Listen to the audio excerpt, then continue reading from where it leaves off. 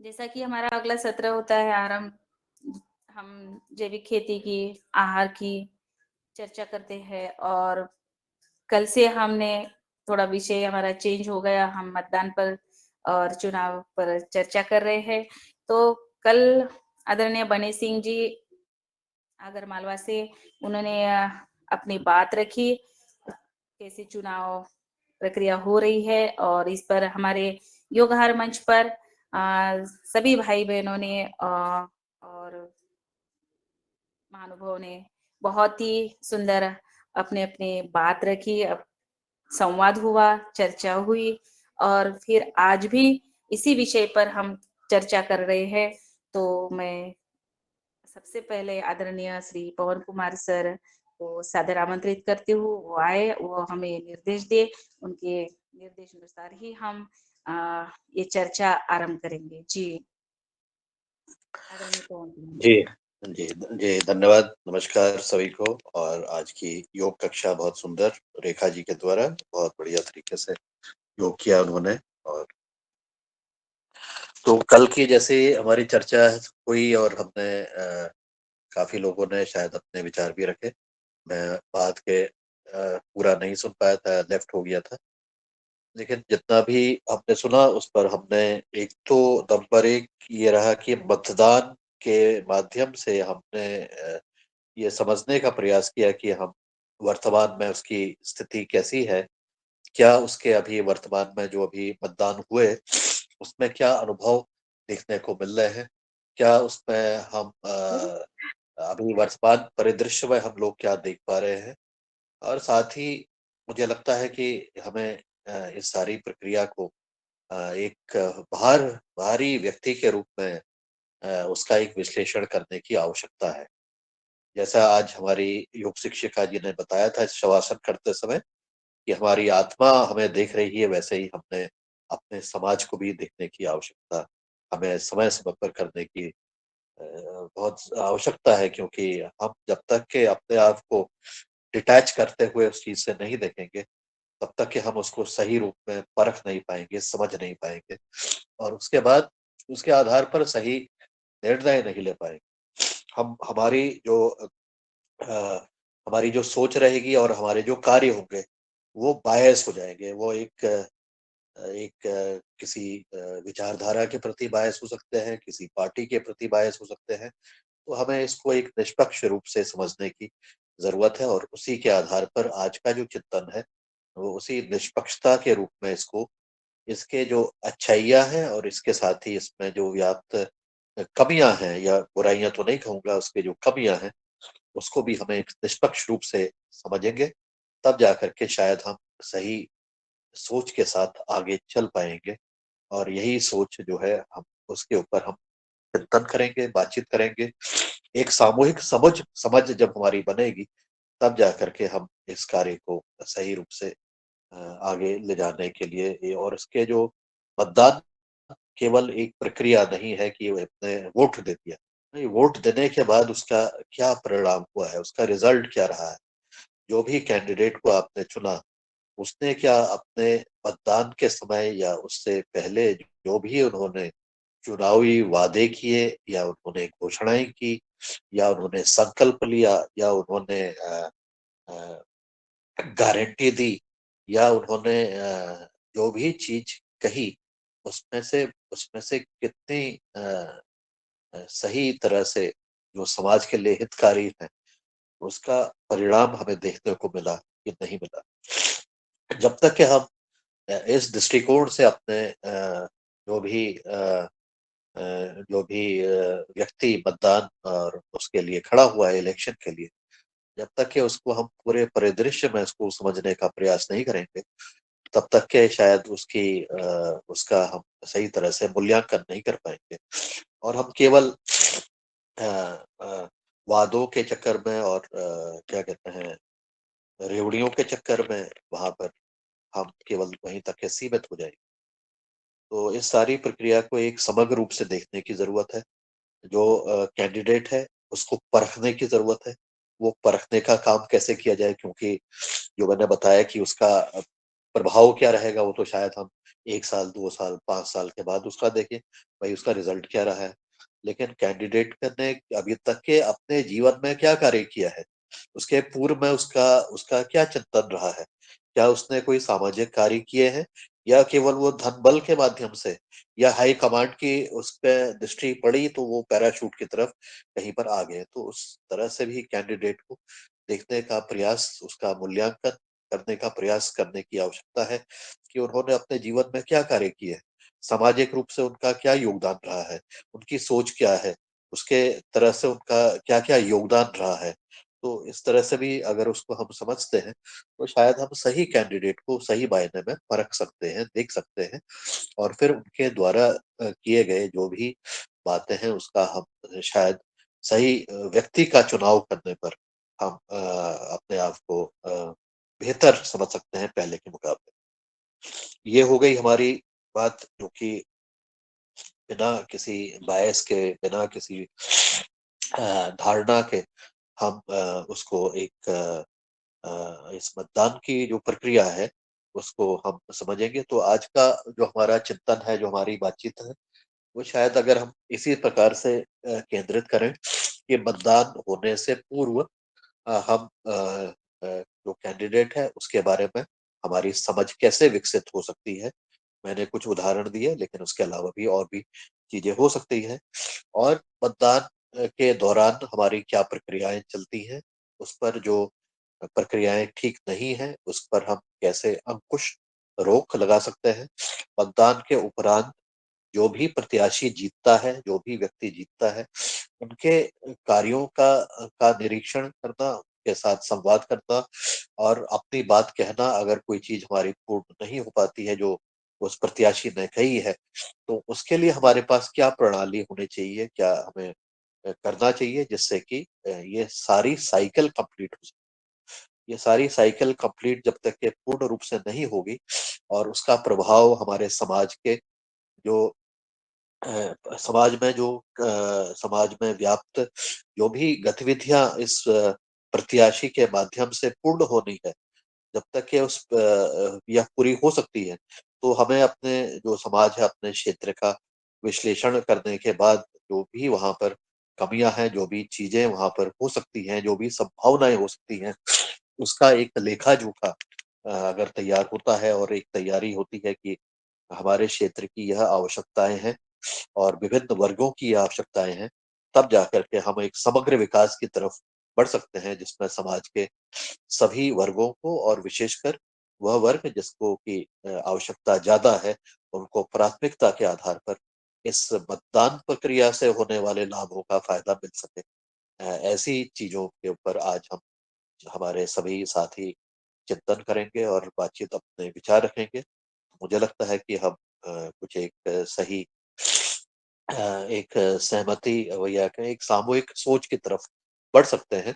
ये कहना बहुत आसान है, लेकिन करना उतना ही मुश्किल है, क्योंकि हमारे जगह पर, हमारे समाज में बहुत सारा विभाजन हुआ है, विभाजन पैदा किया है। लेकिन हमें कहीं ना कहीं कुछ ना कुछ अपनी तरफ से प्रयास करते हुए ये जो विभाजन है इसको कम करते हुए बिल्कुल शून्य की तरफ लाने का प्रयास करना। तो मैं इतना कह के आगे का मंच मोतीलाल जी और रंजना जी को सौंपता हूँ कि वो इस आज की चर्चा परिचर्चा को आगे बढ़ाने का कार्य करें। धन्यवाद, नमस्कार।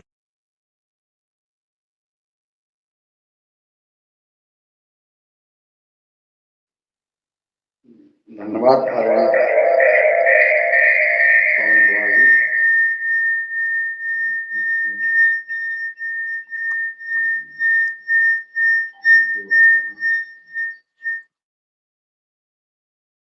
अब आवाज आ रही है? हाँ जी, आवाज धन्यवाद आ रही। आदरणीय पवन कुमार सर। आज आपने जो मतदान के ऊपर हम सबको मार्गदर्शन दिया है, प्रक्रिया कैसी होना चाहिए, मतदान प्रक्रिया क्या होना चाहिए और वर्तमान में कैसी प्रक्रिया है मतदान की, आपने अच्छाइयाँ और कमियों को बताया। और आपने कहा कि हम बुराइयां नहीं कह सकते हैं, परंतु जब परिदृश्य स्थिति धरातल पे आप मतदान को हमने देखा तो हम उसको बुराई ही कहेंगे, क्योंकि अभी हमने जो हम बताएंगे कि कैसे कैसे मतदान व्यक्ति करते हैं, किस स्थिति पर मतदान पहुंचा है, जिसकी कल्पना नहीं कर सकते। जो घोषणाएं, वादा और आश्वासन जो नेता देते हैं वो उनको भूल जाते हैं, और कार्यक्षेत्र जो उनका होता है, जो सामाजिक गतिविधियां होती हैं, कहीं भी कोई जो समाज में अपने कार्य क्षेत्र में सामाजिक कार्य राष्ट्रवादी विचारधारा के साथ जो कार्य करते हैं, कहीं ना कहीं ऊपर से अगर उनको सामंजस्य नहीं हो पाता है, वो वंचित हो जाते हैं, और बड़े धनाढ़ और आगबान व्यक्ति जब चुनाव में आ जाते हैं, उसका परिणाम क्या होता है, इसके बारे में आज जो विषय आपने दिया है हम सबको, तो मैं चाहूंगा कि अगर सदन में कोई व्यक्ति इस पर अपना मत दे सकता है, अपना सुझाव दे सकता है, अपने मन की बात कह सकता है, तो सादर आमंत्रित है। सदन खुला हुआ है, हैंड रेज करें, हम उनको आमंत्रित कर लेंगे। जो भी अपने अनुभव शेयर करना चाहता है। मैं बताना चाहता हूं, चूंकि मैं अभी इस चुनाव में मैंने 31 बूथ का मैं जो है प्रभारी रहा हूं, एक सेक्टर का, जिसमें 31 बूथों पर मतदान हुआ, और हमने देखा, बहुत करीब से देखा, जब कोई राजनीतिक दल अपना प्रत्याशी चुनता है, उसके पहले सभी उस राजनीति के दल के सभी नेता, सभी प्रत्याशी जो संभावित प्रत्याशी होते हैं, वह सभी जो है पार्टी के प्रति बहुत आस्था प्रदर्शित करते हैं। हमारी पार्टी ही हमारी माँ है, हमारा कर्तव्य है, जो शीर्ष नेतृत्व का जो निर्णय होगा वो हम सबको मान्य होगा, इस प्रकार की बातें करते हैं। और सभी उस प्रक्रिया में रहते हैं कि मुझे प्रत्याशी घोषित होना है, वो कहता है मुझे होना है। ऐसे जब ऊपर राष्ट्रीय स्तर से या प्रादेशिक स्तर से जब उसका टिकट का बंटवारा होता है और उनको नहीं मिलता है, तब जो है वो कहने लगते मेरा टिकट कट गया, मेरा अधिकार छिन गया, और वो बगावत कर देते। वो फिर माँ को भूल जाते हैं कि वो पार्टी मेरी माँ है। वो किसी भी दल का हो, किसी दल का नाम नहीं लूंगा, ना ये राजनीतिक किसी व्यक्ति, एक राजनीतिक, हम सभी राजनीतिक दलों की बात कर रहे हैं कि उनकी सोच बदल जाती है, फिर वो माँ दूर हो जाती है, वो बेटा मिट जाते हैं, और फिर वो बगावत कर देते हैं। बगावत करने के बाद वो कहीं ना कहीं इतनी जबरदस्त नाराजगी व्यक्त करते हैं। मैं सदन को बताना चाहता हूं कि अगर किसी के, उसके भाई की भी हत्या अगर उस व्यक्ति ने की है, विरोधी ने, तो उसके साथ वो चले जाते हैं। किसी भी स्तर पर वो, उससे कोई संवाद नहीं। हमारे समाज का उस व्यक्ति से, विपक्ष वाले से, चाहे बुरा होने वाला हो, तब भी उसके साथ चला जाता है वो व्यक्ति। तो वो व्यक्ति जनता का या सामाजिक सेवा का कार्य नहीं करता है, और वो अपने निज स्वार्थ के पीछे। अरे विधायक बनना इतना क्यों जो है परेशान होते हैं, इतना कुछ सर्वस्व निछावर कर देते हैं विधायक बनने पर? ऐसा क्या है उसमें कि आपको इतनी ज्यादा हवस होती है? आप पूरी अपनी पार्टी को भूल जाते हैं, पूरे संस्कार को भूल जाते हैं। अगर उनके जो राजनीतिक दल के विचार है, अलग अलग विचारधारा होती है। मैं कहूं भारतीय जनता पार्टी की अलग विचारधारा है, कांग्रेस की अलग विचारधारा है, बीएसपी की अलग विचारधारा है, समाजवादी पार्टी की अलग विचारधारा है, आम आदमी पार्टी के अलग नियम है, उद्देश्य, इस प्रकार के। लेकिन अगर भारतीय जनता पार्टी का प्रत्याशी, अगर उसको टिकट नहीं मिलता है तो वो कांग्रेस में चला जाता है, कांग्रेस में नहीं मिलता है तो वो भाजपा में चला जाता है, अन्य अन्य पार्टियों में चला जाता है। उसकी विचारधारा चेंज हो जाती है सिर्फ निज स्वार्थ के पीछे। अरे भाई, अगर पार्टी ने आपको टिकट नहीं दिया तो आप काम करिए, जनता की सेवा करिए, लेकिन नहीं। जो आपने कहा है, अब जब वो प्रत्याशी बनता है, विधायक बनने की उसमें होता है, तब उसकी आर्थिक स्थिति को समझिए। आर्थिक स्थिति उसकी क्या होती है? वो एक घोषणा पत्र जारी करता है, एक एफिडेविट देता है कि मेरी संपत्ति इतनी है, इतने नगद है, इतने मेरे पास गहने हैं, इतने पास मेरे वाहन है, इतनी जो है चल और अचल संपत्ति है, जमीन जायदाद से लेकर सारा ब्यौरा उसमें देता है, और वो सार्वजनिक होता है।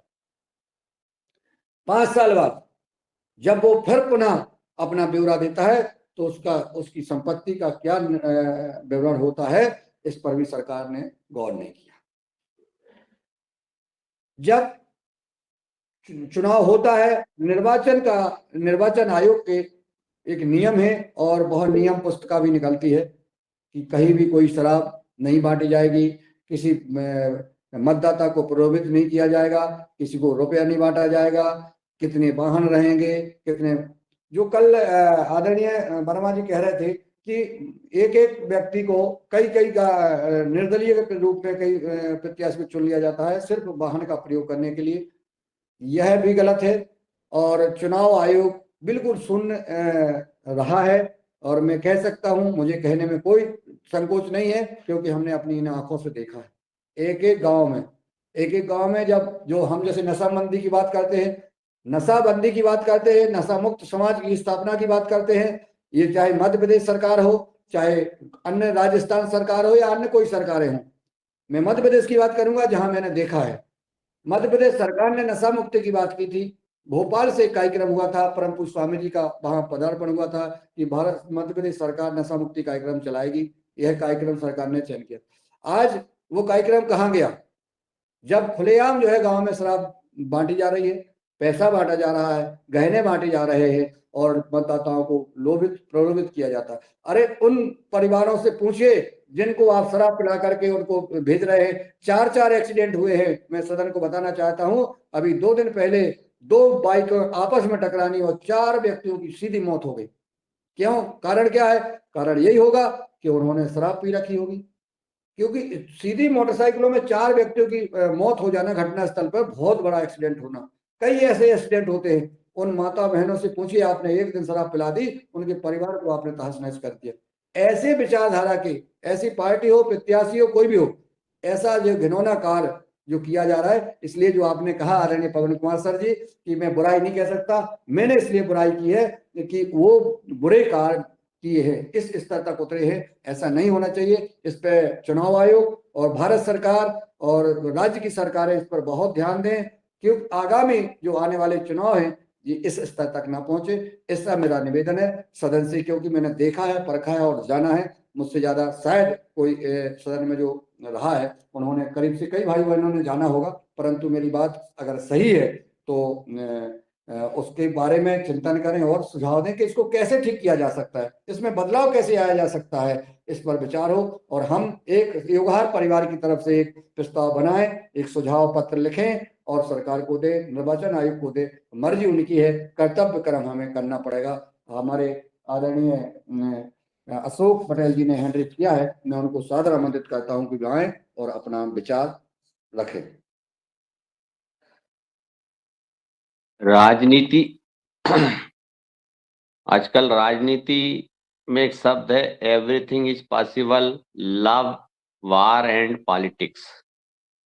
इसमें सब कुछ संभव है, ये कोई भी नहीं हटा सकता। जैसे आपने इतनी बड़ी बहुत बड़ी बात इस सदन में बोली कि वो व्यक्ति अपने भाई के हत्यारे के पास भी जा सकता है, मतलब विरोध के लिए, जबकि उसके लिए पार्टी मां हो सकती है। ये पूरा छल प्रपंच इस राजनीति में चलता है। और राजनीति तो अब धन बल बाहुबल इसकी राजनीति हो गई है।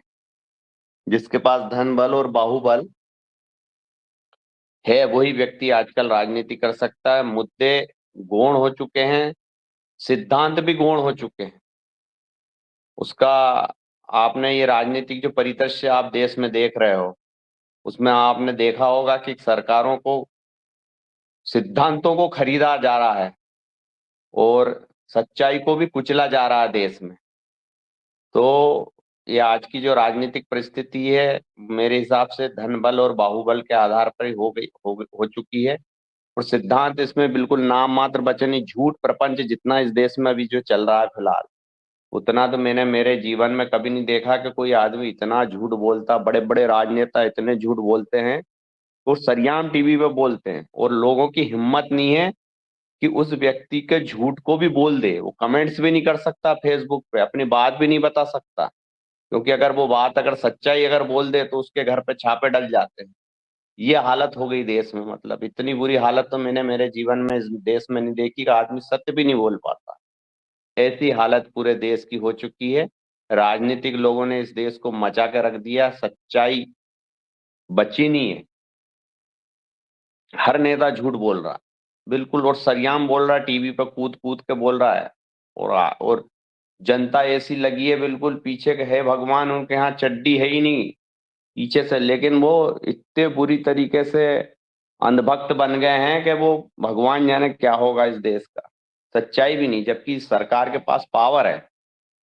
सरकार जब प्रजातंत्र में सरकार आती तो उसके पास पावर है, वो जो चाहे वो कर सकती है अपने हिसाब से, लेकिन वो जनता में मुद्दे ऐसे उछालती है कि वो जनता जो मूल मुद्दे उसके रोजी रोटी के उसके ऊपर नहीं करके वो दूसरे मुद्दे पे वो भटकाती रहती है कि वो बेरोजगारी चरम सीमा पे है, कि नहीं बेरोजगारी पे नहीं बोले वो उसको अन्य मुद्दों पे भटका के छल प्रपंच करके उस जनता को एक तरह से छला जा रहा है। वो लोकतंत्र को खरीदा जा रहा है। लोकतंत्र में एक सरकार दूसरी सरकार को ऐसे खरीदते हैं बिल्कुल कि एक भ्रष्ट आदमी एक पार्टी में जाता है तो वो शुद्ध हो जाता है, वो दूसरी पार्टी में वो बिल्कुल भ्रष्ट रहता है। उसका प्रत्यक्ष उदाहरण अपन इस राजनीति में आजकल देख रहे हैं। और ऐसी घिनौनी राजनीति अभी जो फिलहाल चल रही है वो तो मैंने जीवन में कभी नहीं देखी। बहुत घिनौनी राजनीति इस देश में चल रही है। और रही बात ये मतदान की इसकी उसकी, तो ये आपने एक बहुत बड़ी बात बोली, उस बात से मैं सहमत हूँ। तो उसके लिए चुनाव के पहले वो पार्टी माँ के समान होती है, और इसके बाद में अगर उसको टिकट नहीं मिलती है तो वो व्यक्ति अपने भाई के हत्यारे के पास भी जा सकता है। तो इतनी इतनी मतलब आदमी में नैतिकता गिर चुकी है। और ये हमने हमने भी देखा है ये चुनाव में इस बार कि ये किस प्रकार चुनाव हुआ है, क्या क्या इसमें क्या हुआ है। मतलब सिद्धांत आदमी के जो सच्चाई है वो भी चल गई। मतलब किसी तरह आदमी को अब सत्ता प्राप्त होना, पद और पावर प्राप्त होना चाहिए, ये नीति इस देश में हो गई। और अब तो ऐसी ऐसी ये जातिवाद के ऊपर भी बहुत चुनाव होने लग गए। मतलब जातिवाद हावी हो गया, सिद्धांतों से ऊपर, पार्टी के सिद्धांतों से ऊपर उठकर जातिवाद के ऊपर राजनीति होने लगी। यही मेरा मत है जी। जी बहुत बहुत धन्यवाद आशु पटेल जी, आपने यथार्थ कहा है। और ये चिंता इसलिए है कि हम सामाजिक कार्यकर्ता हैं और किसी ना किसी को चिंता करना पड़ेगी। उसमें हमारा छोटा सा प्रयास है, शायद ये प्रयास कामयाब हो जाए। कई हमने ऐसे प्रयोग देखे हैं कि छोटे छोटे से प्रयास सफल हो जाते हैं।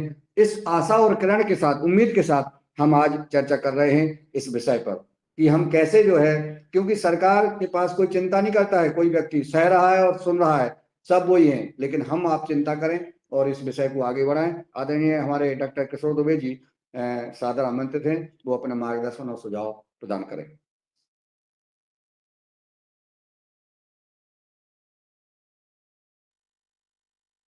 आदरणीय डॉक्टर किशोर दुबे जी, मेरी आवाज आप तक पहुंच रही है?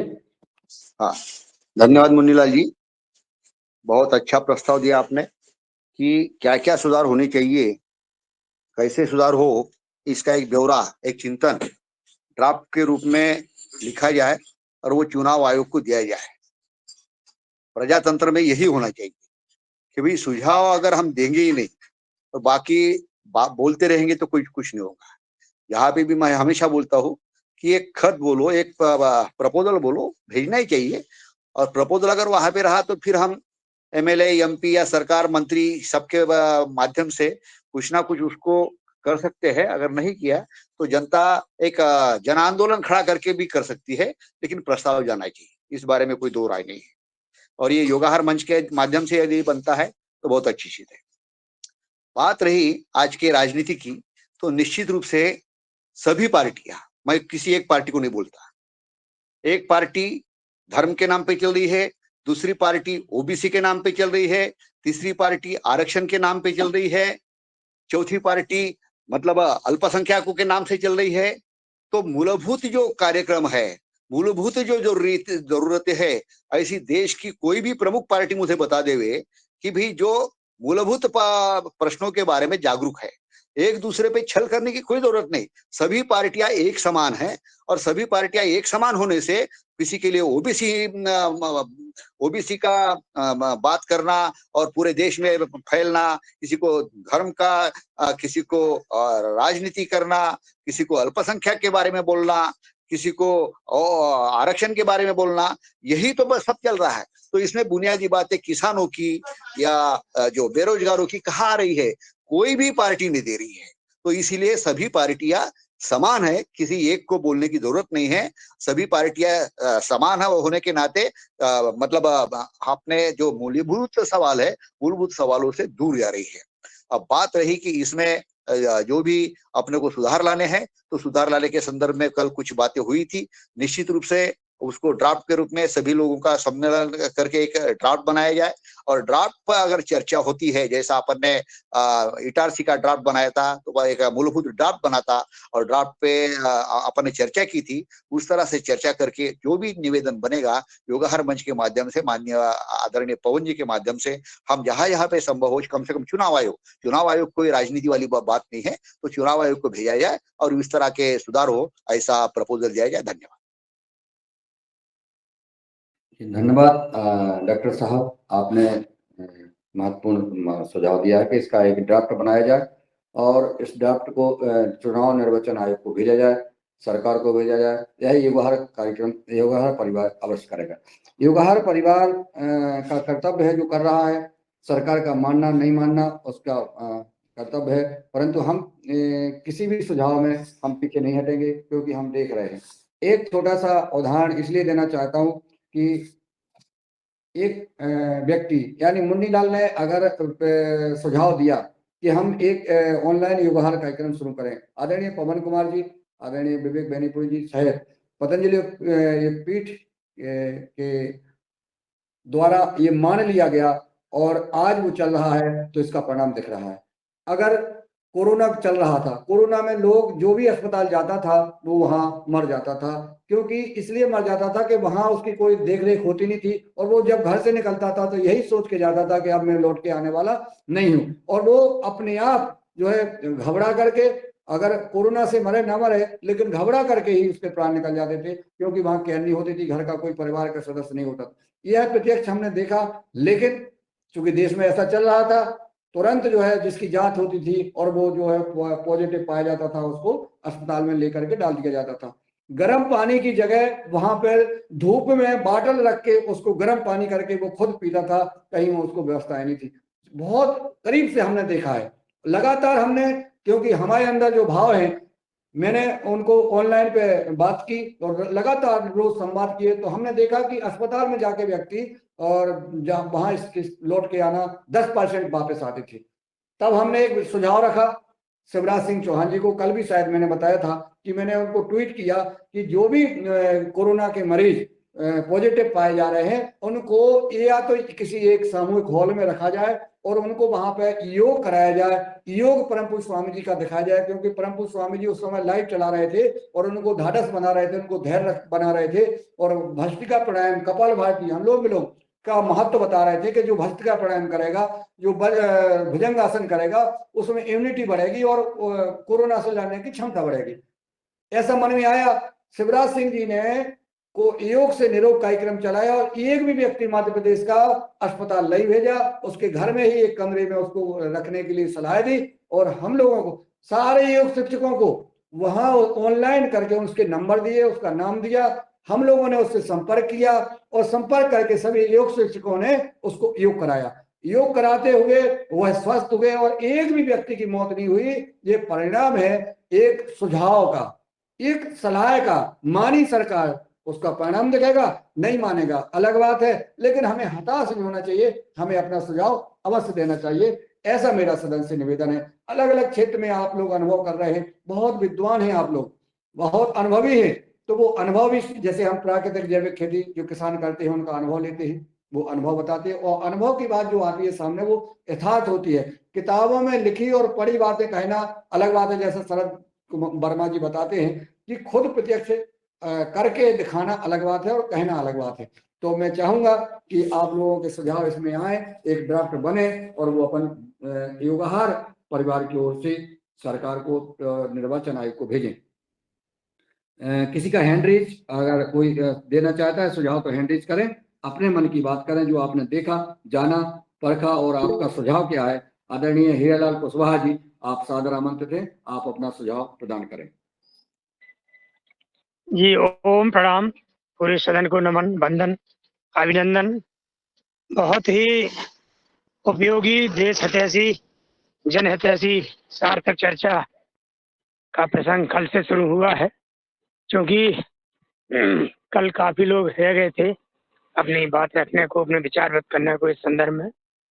तो आदरणीय संचालक महोदय ने रखा कि आज भी उस चर्चा को आगे बढ़ाया जाए और एक सार्थक निष्कर्ष पर पहुंचा जाए।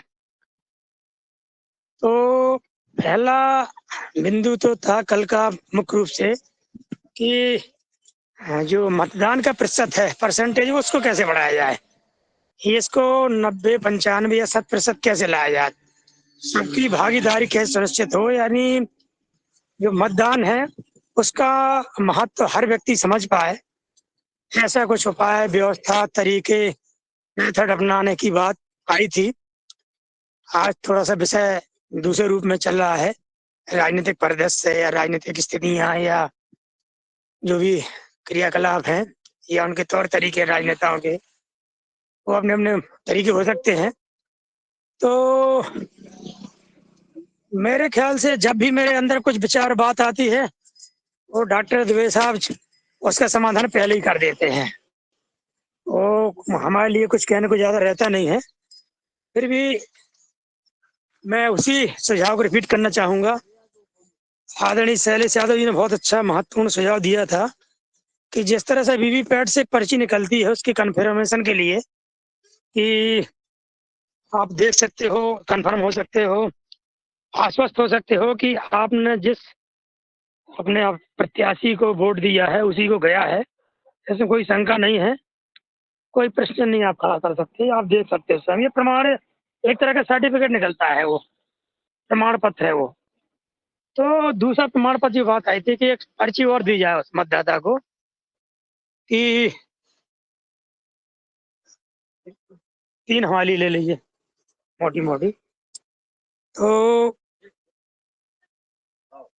उसमें जो उनका सुझाव आता है कि हर एक व्यक्ति को एक पर्ची दी जाए कि भाई आपने जो है वोट डाला है, और वही सर्टिफिकेट, वही पर्ची, वही स्लिप जिसमें उसका नाम, मतदाता का नाम, नंबर, मतदाता सूची क्रमांक रहेगा, वो सभी योजनाओं में लगेगा, तभी उसको उसका लाभ मिल पाएगा। तो एक तो वो बात हो गई। दूसरी बात ये आती है कि जब इस तरह की चीजें रहेंगी तो लोग फिर जागरूक होंगे, सोचेंगे कि भैया जो जहां भी होगा, बात वहीं आती पलायन पर, जो दूरस्थ क्षेत्र में कहीं भी है उसके पास मैसेज पहुंचेगा, फिर उसके परिवार वाले देंगे, रिश्तेदार देंगे, गांव का प्रधान देगा जो उसको चाहता होगा, और जिसके चाहने वाले होंगे कि भाई आ जाओ वोट डाल जाओ, नहीं तो फिर तुम्हें लाभ नहीं मिल पाएगा किसी भी तरह का, चाहे वो प्रधानमंत्री आवास योजना हो या जल जीवन मिशन की बात है, जो भी योजना है केंद्र राज्य सरकार से लागू होती हैं उनका लाभ नहीं मिलेगा। तो निश्चित रूप से इसका एक सकारात्मक प्रभाव पड़ेगा। और एक और होगा कि एक और नियम लागू किया जाए, ये सुझाव में लागू किया जाए कि जो भी ग्राम प्रधान है या नगर पालिका है उनको भी इस तरह के निर्देश हों, डायरेक्शन, ओम सर, कि आपको भी अपने क्षेत्र के मतदाताओं को इसके लिए बुलाना है, ये आपकी ड्यूटी है, ये आपका कर्तव्य है। तो फिर वो भी करेंगे और उनको बुलाएंगे। तीसरी चीज ये हो सकती है कि चूंकि ये डिजिटल इंडिया का युग है, डिजिटल का युग चल रहा है, तो इसमें यदि ऐसा कुछ, इसको बदलो, ऐसी कोई प्रावधान है इसमें से ले लो, यदि इसमें से कोई प्रावधान हो जाए कि कोई आदमी बाहर है, उस आ नहीं सकता है किसी कारण से, तो कम से कम वो वोट यदि वहीं डाल सके, जैसे अभी डाक मत पत्र की व्यवस्था होती है, और वो गोपनीयता भी बनी रहे उसकी, और एक स्वतंत्रता भी बनी रहे, ऐसी कुछ व्यवस्था हो, उसके उपाय डिजिटल रूप में हमसे ज्यादा सोचने वाले, तकनीकी रूप से सोचने वाले ऊपर बैठे हैं। हम आप जो बात सोचते हैं उसके पहले उस पर सोचा जा चुका होता है, ऐसा मेरा मानना है किसी भी मामले में। तो ये, लेकिन हमारा उसे सपोर्ट होता है। फिर तीसरी चीज ये होती है प्रशासनिक स्तर पर कि हमारे जो चुनाव है वो 3 शब्दों के इर्द गिर्द रहता है: स्वतंत्र, निष्पक्ष और शांतिपूर्ण, फ्री, फेयर एंड पीसफुल। 3 शब्दों पर केंद्रित रहता है। तो जहाँ कहीं जो कुछ गड़बड़ी होती है, अव्यवस्था होती है, कुछ गलत काम होते हैं जिनको हम दारू, शराब बाँटना, पैसा बाँटना, मुर्गा-बकरा बाँटना, जो भी जिस हथकंडे जो राजनीतिक साम-दाम, दंड-भेद जो नीति लागू होती है, उसके तहत जो लोग ये करते हैं राजनीतिक दल, तो उसके लिए ये हमारे जो अधिकारी होते हैं, इस व्यवस्था में लगे होते हैं, रिटर्निंग ऑफिसर जिनको कहते हैं, ये जिला निर्वाचन अधिकारी होते हैं, ये सब उनको नजरदार कर देते हैं, क्योंकि उनको ये रहता है कि छोटी-सी बात को लेके कोई बतंगड़ ना बन जाए, कोई अव्यवस्था ना हो जाए, कोई अशांति की स्थिति ना हो जाए। और हमारा ये क्या होता है कि यदि कहीं कोई गड़बड़ी होती है और यदि रीपोल की स्थिति होती है, पुनर्मतदान होता है, तो उसकी नेगेटिव मार्किंग होती है, पर कुछ जिला प्रशासन के ऊपर जाता है कि आपकी व्यवस्थाएं सही नहीं थी, चाक चौबंद नहीं थी, आपने तो सही नहीं किए, इस कारण से स्थितियां निर्मित हुई हैं। तो वो संपूर्ण प्रयास ही रहता है कि कहीं जो कुछ जैसा हो रहा है, जब तक हमारे पास कोई विशेष शिकायत नहीं आती, कोई विरोध नहीं आता है, कोई विशेष, तब तक हमको कुछ ज्यादा हस्तक्षेप नहीं करना है। तो इन स्थितियों को भी हमको अ, टालने के लिए और प्रशासन का पूरा सुदृढ़ रहने के हिसाब से भी कुछ इसमें सलाह वहाँ दी जा सकती है। तो तीसरी बात आती है, हम राजनेताओं को तो बुरा भला कहते हैं कि ये राजनीतिक दल जातिवादी पर करते हैं, किसी विभिन्न अलग-अलग स्वरूपों में अल्पसंख्यक के आधार पे, कई आरक्षण के आधार पे विभिन्न पार्टियां बनाते हैं। लेकिन इनमें सबसे बड़ी बात है कि जितने लोग हम आप हैं, जुड़े हैं मान लीजिए हर कार्यक्रम में, तो इसमें हमारी शारीरिक शुद्धि हो रही है, मानसिक शुद्धि भी हो रही है। और हम ये भी सोचते हैं कि देश हित में मतदान करना है। तो जब तक ये जन-जन तक मैसेज नहीं जाएगा और जब तक हर व्यक्ति नहीं सोचेगा, तब तक कोई भी प्रशासन इसको रोक नहीं सकता। क्योंकि कर्ता-धर्ता तो हम ही आप हैं ना, मतदाता तो हम ही आप हैं, सामाजिक व्यवस्था के अंग तो हम ही हैं। हमारे अंदर जब लालच पैदा कर दिया गया है, हम इतने लालची हो गए हैं कि हम तब सोच ही नहीं पाते हैं कि ये हमारे लिए नुकसानदायक है। तो ये सोच पैदा करने के लिए भी ये सामाजिक स्तर पर प्रयास होंगे। इसमें प्रशासन स्तर पर मैं नहीं समझता कि कुछ किया जा सकता है, किया जाना चाहिए कि। तो ये तो हमारी मानसिक शुद्धि के लिए योग ही और योगाहार ही काम करेगा। इसका विस्तार की आवश्यकता है और फैलेगा, धीरे-धीरे सुधार भी होगा इसमें। उस तरह से ये चीज़ें रहती हैं विभिन्न रूपों में। तो मुख्य यही है कि इसमें कुछ जो सुझाव आदरणीय डॉक्टर साहब ने कहा और यादव जी ने कहे थे और भी लोगों ने, बेनी सिंघार जी ने, सभी का एक योगार कार्यक्रम की ओर से, पतंजलि योगपीठ की ओर से एक पूरा ड्राफ्ट तैयार किया जाए गंभीरता के साथ और निर्वाचन आयोग को इसको भेजा जाए। तो निश्चित रूप से हमें पूरा भरोसा है कि आगे बहुत बड़े-बड़े सुधार इसमें हमें दिखाई देंगे और ये परिवर्तन हमारी इस योगाहारी कक्षा की सार्थकता को प्रमाणित करेगा। आपने मुझे समय दिया इसके लिए बहुत-बहुत साधुवाद। ओम प्रणाम, धन्यवाद। धन्यवाद आदरणीय हीरालाल जी। आपने जो मतदान का परसेंटेज कैसे बढ़े इस विषय पे कल चर्चा हुई थी, आज भी चर्चा हुई है। जैसे मतदान पर्ची के आधार पर सरकारी सुविधाओं का लाभ दिया जाने की बात, पलायन में जो पलायन करते हैं व्यक्ति, मतदाता बाहर रहते हैं, उनकी व्यवस्था कैसे हो मतदान करने की, इस महत्वपूर्ण विषय पे आपने अपना सुझाव दिया। और कल इस विषय पर और आज इस पर चर्चा हुई कि अपन को मतदान 100% होना चाहिए। ये जो सरकार की नीति है, नियम है, उस पर हम योगाहार परिवार का क्या सुझाव रहेगा, इसमें हमारा क्या योगदान रहेगा, इस विषय पे आज चर्चा हुई। साथ ही जो मतदान का परसेंटेज गिरता है और उसकी वजह क्या है, कोई भी व्यक्ति किसी झंझट में नहीं पड़ना चाहता है, कहीं जो लड़ाई झगड़े, ये तमाम और चीजें जो अपनाई जाती हैं, जिस वजह से भी मतदान का परसेंटेज गिरा है। आदरणीय प्रदीप राज वर्मा जी ने हैंड रेज किया है, उनके पहले जैसा लालच की बात आपने कही है कि लालची व्यक्ति को नहीं होना चाहिए, लेकिन वो व्यक्ति लालची नहीं हो सकता है जिनको परम पूज्य स्वामी जी, परम सिद्ध आचार्य जी, पतंजलि योग पीठ परिवार से मार्गदर्शन मिला है, साधु संतों से मार्गदर्शन मिला है, सत्संग का उनको प्राप्त हुआ है। वो व्यक्ति लालची नहीं हो सकता है और इन तमाम चीजों में सम्मिलित भी नहीं हो सकता है। उसका जीता जागता उदाहरण योगहर परिवार में जो हमारे रोज हम चर्चा सामाजिक स्तर की कर रहे हैं, हम समाज सुधार की बात कर रहे हैं, समाज के भले की बात कर रहे हैं। मुझे भी लालच दिया गया और वो लालच दिया गया 1 करोड़ रुपया, लेकिन आप किसी पार्टी से चुनाव लड़ लीजिए, वो पार्टी दूसरी पार्टी या कोई अन्य पार्टी थी, जहां हमारा संस्थान या हमारा परिवार उसको सहमति नहीं देता है, हमारी विचारधारा उससे नहीं है, परंतु अपन ने टोटल मना कर दिया। और ये प्रमाण ऐसा नहीं है, बाकायदा फार्म खरीद लिया गया, सारी चीजें हो गई, टोटल मना कर दिया गया।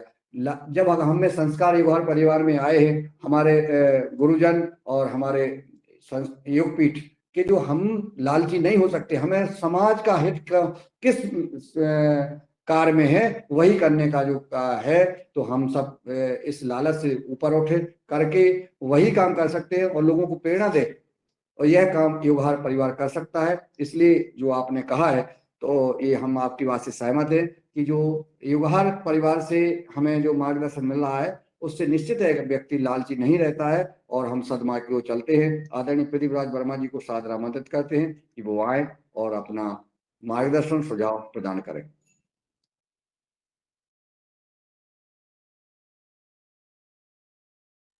आदरणीय प्रदीप राज वर्मा जी, आप जो है अनम्यूट कर लें और शायद रिमूव हो गए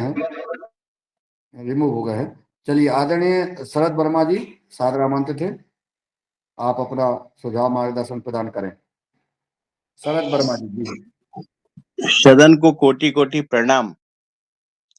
आज बहन जी ने बहुत अच्छी योगशाला ली और आज जो चर्चा चल रही है वो भारत देश को मजबूत करने की चर्चा है, भारत देश को एक नई दिशा में ले जाने की चर्चा है। ये बहुत महत्वपूर्ण चर्चा है और इस पे जो बहस हो रही है वो होना चाहिए और इसका एक मसौदा तैयार होकर भारत सरकार को, चुनाव आयोग को देना चाहिए। ये बहुत अच्छा, सभी के विशिष्ट अपने अपने मत थे जो हमने सुने और काफी अच्छा उसमें निकल के आ रहा है कि कैसे क्या होना चाहिए। मेरे कुछ ज्यादा मुझे अनुभव तो नहीं है, पर मैं इस विषय में कुछ छोटे बिंदुओं को रखना चाहता हूं। जैसे जो व्यक्ति चुनाव के लिए खड़ा होता है और जिस व्यक्ति को जनता चुनती है, उस व्यक्ति का कुछ क्वालिफिकेशन भी होना चाहिए। अब जो आदमी डेयरी का जो पशुपालन संभाल रहा है, ऐसा मंत्री बन रहा है जिसको गाय भैंस की पूंछ नहीं मालूम, उसको आपने पशुपालन मंत्री बना दिया। उसके घर अगर ऑफिस में जाते हैं तो वो दूध की चाय ना पिला के पन्नी के दूध की चाय पिला रहा है। और साहब इतने बड़ा मंत्री होते हुए उसके मकान, उसके खेत पे एक भी गाय नहीं है। ऐसे पशुपालन मंत्री की कैसे कल्पना जनता कर सकती है और देश कर सकता है? एक बहुत शुद्ध चुना हुआ व्यक्ति जो इसकी पूरी दिशा को ले जाए। अशोक भैया कहीं कह रहे थे कि हमारे यहाँ गौशाला खुली लेकिन उसमें गाय नहीं आई। तो ये जनता ऐसे आदमी को चुनती क्यों है? ऐसे आदमियों, इतने विशिष्ट आदमियों को चुनना चाहिए। मेरे ख्याल से चुनाव आयोग को परमिशन देना चाहिए, भैया ये 10 आदमी ही खड़े हो सकते हैं एक पार्टी से। ऐसे जनताओं को, विशिष्ट लोगों को चुनना चाहिए। आज भारतवर्ष में किसी भी पार्टी का कोई आदमी हो, लेकिन मोदी जी के चुनाव में सभी लोगों की इच्छाएं जाहिर रहती हैं, वो किसी भी पार्टी से हो। तो ऐसे आदमी क्या प्रदेश में नहीं चुने जा सकते, या ऐसे विधायक, ऐसे मंत्री नहीं बनाए जा सकते?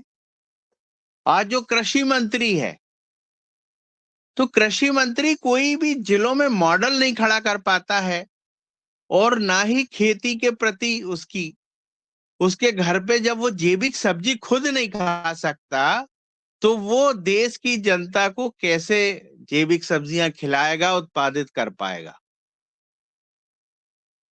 इसमें एजुकेशन बहुत जरूरी है।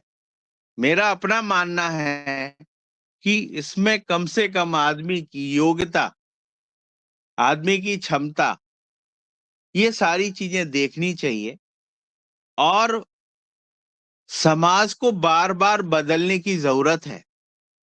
व्यक्ति को जब तक बदलेंगे नहीं, जब तक जनता की ताकत का पता नहीं चलेगा। इसलिए निरंतर आदमी को, और मैं कहता हूं कि इनकी उम्र तो सिर्फ 5 वर्ष कर देनी चाहिए, कि भैया 5 वर्ष आप खड़े हो गए, इसके बाद आपको कोई भी चांस नहीं है, आप अगली बार से सेवाओं में आ जाए। एक बार जो चुनाव में खड़ा हो जाता है, वो राजा महाराजा बन जाता है, जिंदगियों से वो चल रहा है। किसी पार्टी ने कहा कि भैया ये एक परिवार ही पूरी सरकार को चला रहा है, पूरे उसको चला रहा है। अरे आपका तो एक विधायक 30 साल से नहीं बदला रहा, 50 साल से आप एक परिवार की दरी उठा रहे हो। ऐसा क्यों? क्यों नहीं मौका मिलता दूसरे आदमी को खड़े होने का? क्यों नहीं जनता चुनती दूसरे व्यक्ति को? इसकी भी चर्चाएं होनी चाहिए कि दूसरा व्यक्ति, दूसरे आदमियों को भी चांस मिले, उसको पार्टी के सिंबल की जरूरत ना पड़े, इतना आदमी ताकतवर हो, इतनी योग्यता रखता हो कि जनता उसको बगैर किसी बद चिन्ह के चुन ले, और बाद में वो आदमी फिर पार्टी ज्वाइन करे कि भैया मैं इस पार्टी में जाना चाहता हूं। ऐसे कुछ अच्छे सुझाव जो इकट्ठे होने वाले हैं, तो बहुत कुछ मुझे लगता है कि इस योगाहार कार्यक्रम के द्वारा कहीं ना कहीं वो एक मसौदा तैयार होके जो जाएगा, वो भविष्य में भारतवर्ष के लिए मील का पत्थर साबित होगा। सभी लोगों को, युवा हैं, बुजुर्ग हैं, माताएं हैं, बहनें हैं, सभी का सम्मान हो और ऐसा व्यक्ति चुना जाए। और मैं तो कहता हूं कि एक बार व्यक्तियों को चुना जाए तो एक बार माता और मातृ शक्तियों को भी दिया जाए, एक बार बदल दिया जाए। जहां पे आदमी खड़ा हो रहा है आधा आधा कर दिया जाए, कि एक बार भैया यहाँ पे एक आदमी खड़े हुए, अगली बार महिला खड़ी होगी, यहाँ पे आदमी नहीं होगा। तो कुछ चेंज आए, एक ही आदमी की पनौती ना बन जाए सरकार। स्वतंत्र भारत का स्वतंत्र व्यक्ति चुना जाए, और जो पूरा गरिमापूर्ण व्यक्ति रहे उसको ही आगे बढ़ाया जाए। ये व्यक्ति को बढ़ाने का काम आपको और हमारी वोट ही करती है। छोटी सी बोतल में या छोटे से एक प्रोवोलन में ना बिक जाए। अरे बिकना ही है तो ऐसा बिके तो लगे बिका। ये क्या है, एक दारू में बिक गया, एक बोतल में बिक गया, एक पैसे में बिक गया आदमी। अरे बिकना है तो अपनी जान दे के निछावर करे, देश को बचाए। उसको बिकना कहते हैं कि मैंने अपनी जान दे दी, बिक गया। ये वो नहीं कहना चाहता। बहुत बहुत महत्वपूर्ण आदरणीय शरद वर्मा जी, आपका हर वक्तव्य जो है बहुत महत्वपूर्ण होता है। आपके जहन से निकली आवाज इतिहास लिखती है और बनाती है। और आप जो कहते हैं कहते हैं कि अगर जिस विभाग का मंत्री उसके लिए ABCD पता नहीं है तो वो विभाग कैसे चलाएगा। शिक्षा का स्तर भी आपने बताया कि शिक्षा का स्तर एक निर्धारित कर देना चाहिए। नरेंद्र मोदी जी को सब पसंद करते, आपने कहा। ऐसा व्यक्तित्व कहां से आया, कौन लाया? परम पूज्य स्वामी जी महाराज जी माननीय नरेंद्र मोदी जी को लाए, और उन्होंने स्थापित किया कि देश को कौन चला सकता है। तो ये परख जो है को होती है। इनमें चयन में महान पुरुषों का सहयोग लेना चाहिए।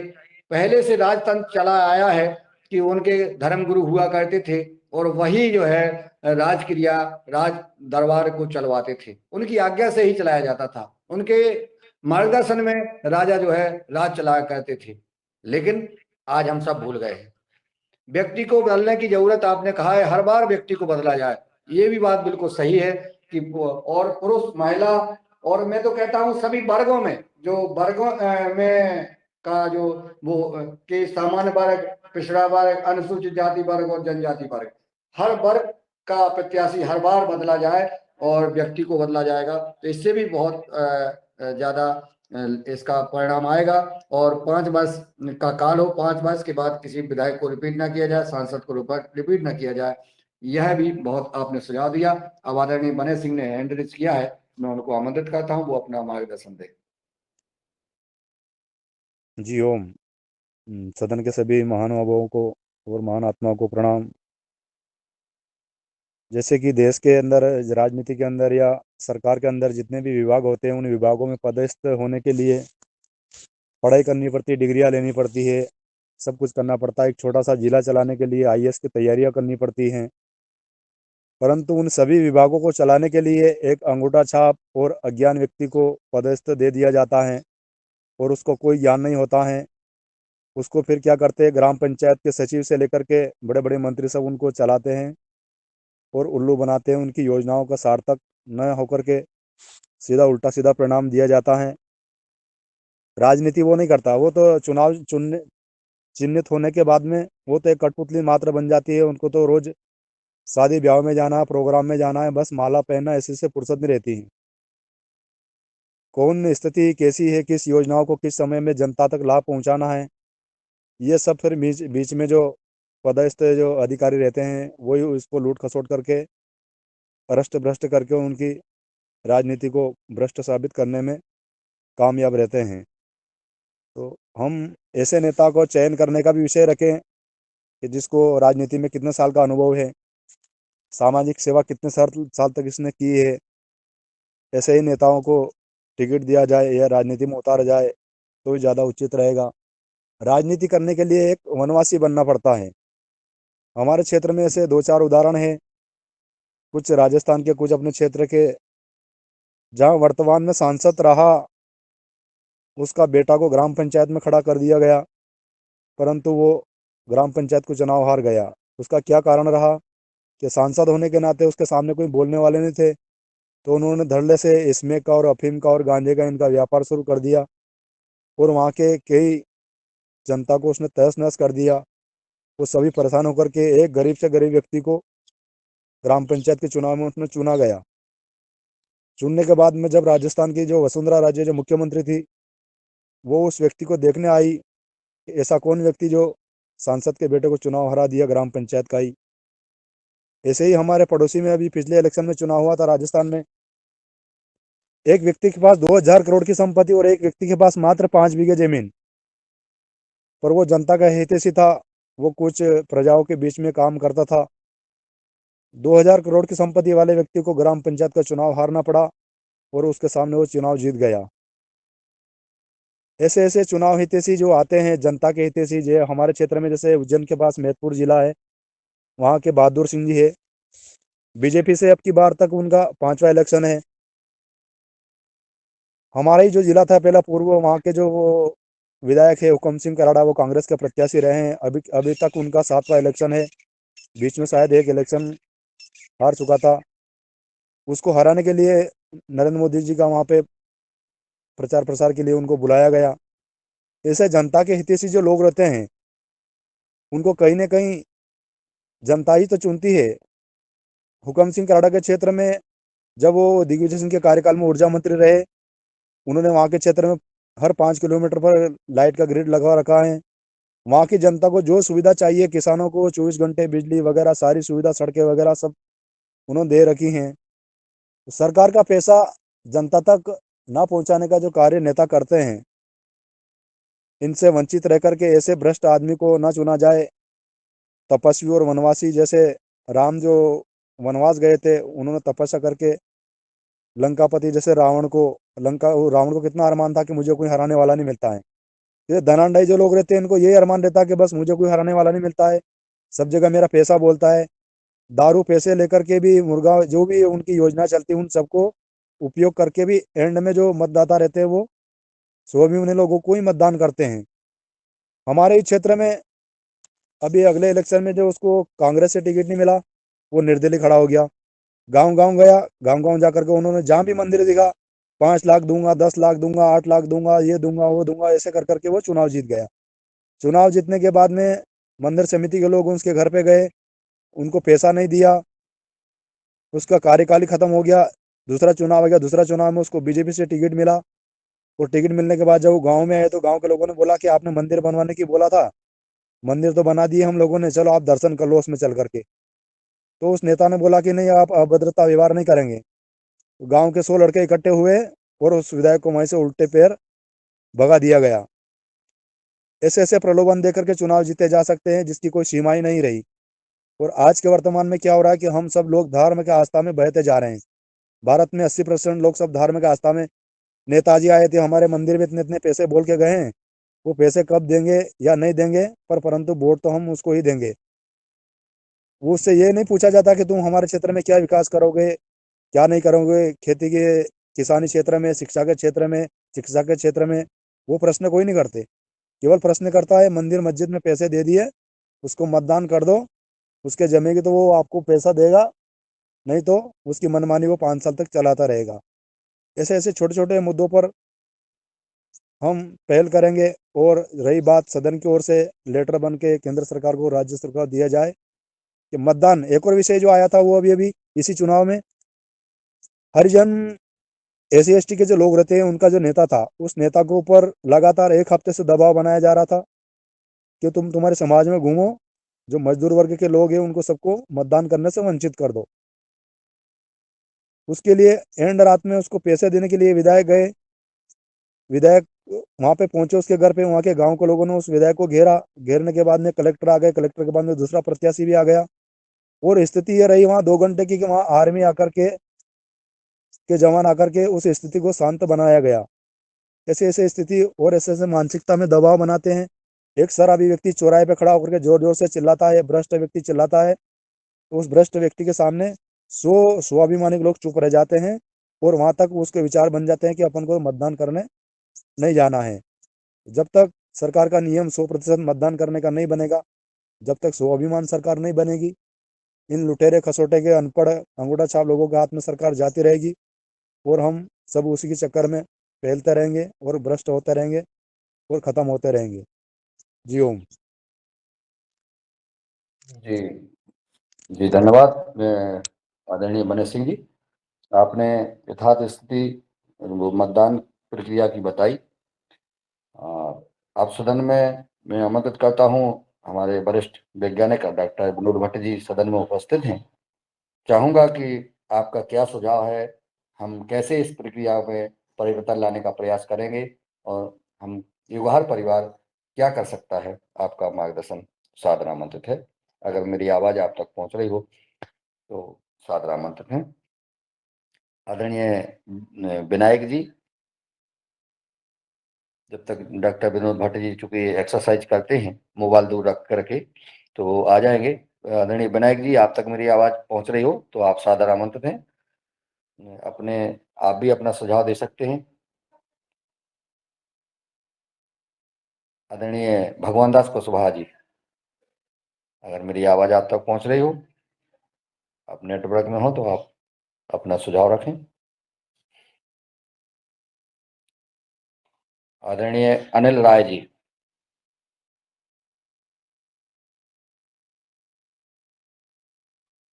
आदरणीय भुवनेश्वर राय जी,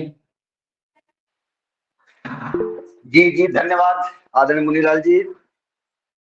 आपके आपके कौशाम्बी से युगहर परिवार, आपके कौशाम्बी से विनोद सोनकर जी यहाँ रहे हैं, हमारे प्रभारी सांसद विनोद सोनकर जी।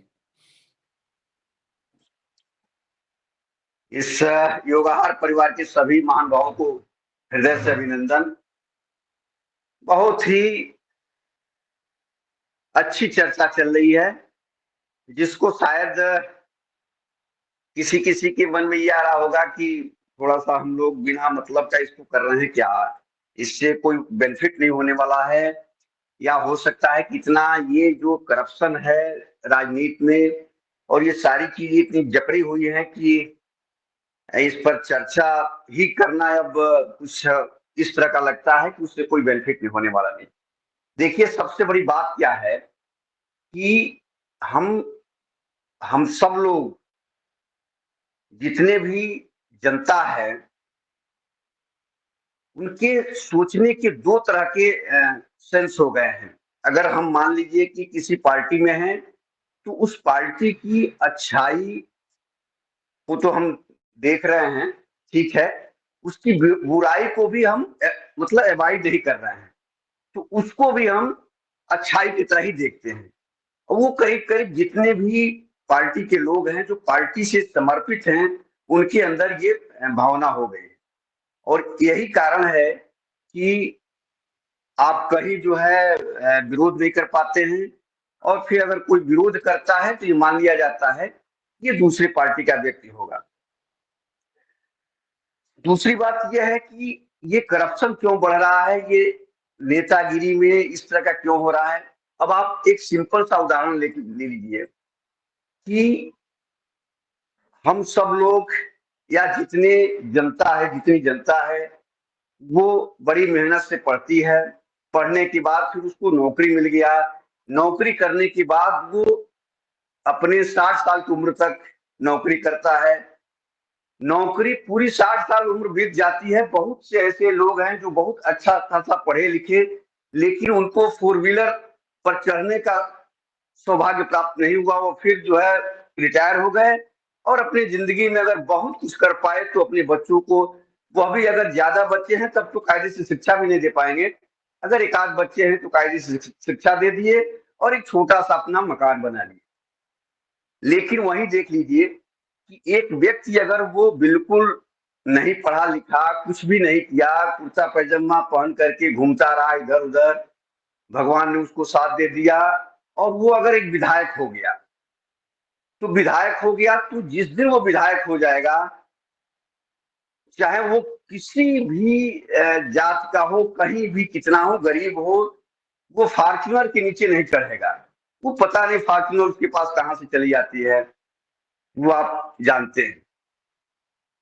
फिर वो उसके नीचे वो फिर अपने मरते दम तक फिर उस फॉर्च्यूनर से नीचे उतरेगा नहीं और उसी पर वो रह जाएगा। तो ये जो परंपरा बनी हुई है कि एक बार विधायक हो जाइए और या सांसद हो जाइए या कोई इस तरह का नेता बन जाइए तो फिर आप जिंदगी भर के लिए निश्चिंत हो जाएंगे। इसी के भाग दौड़ में ये सारी व्यवस्था खत्म हो रही है। तो जहां तक सुझाव की बात है, एक तो सुझाव ये भी है मेरा कि जिस तरह से सबकी पेंशन जो है बंद करने की व्यवस्था बनाई जा रही है, बंद हो भी गया है, कहीं कहीं सरकारें जो है अपने वोट बैंक के लिए वो कर रही हैं, लेकिन हो पाएगा कि नहीं हो पाएगा ये अलग बात है। तो इस तरह से जितने भी ये जो सांसद, विधायक, एमएलसी और राज्यसभा के सदस्य हैं या जितने जो लोग हैं जिनको ये माना जाता है कि नहीं ये 5 साल रह जाते हैं तो 5 साल के बाद इनको पैसे की जरूरत है। मैं कई बार टीवी की डिबेट में ये सुना हूं कि इनको इसलिए पेंशन दिया जाता है, ये जनता के हितैषी हैं और जनता इनके घर आती है चाय पीने के लिए। जबकि मैं देखता हूं जो अब मान लीजिए कि आप शरद वर्मा जी के वहां देख लीजिए, मुझे तो नहीं लगता कि किसी विधायक के वहां उनसे कम लोग चाय पीते होंगे, ज्यादा पीते होंगे। विधायक तो आजकल अंदर से 8 बजे निकलते हैं, मिलते हैं, चले जाते हैं, कौन चाय पिलाने का फुर्सत है उनके वहां। एक सामान्य परिवार में जितना चाय बन जाता है वो लोग पिला देते हैं दूसरे को, ये नेता नहीं पिलाते हैं। लेकिन वो ये होता है कि नहीं, उनको जो है ये किया जाता है चाय पिलाने के लिए और सारी चीजें। तो पहले तो पेंशन इन सबों का बंद होना चाहिए, इन नेताओं का।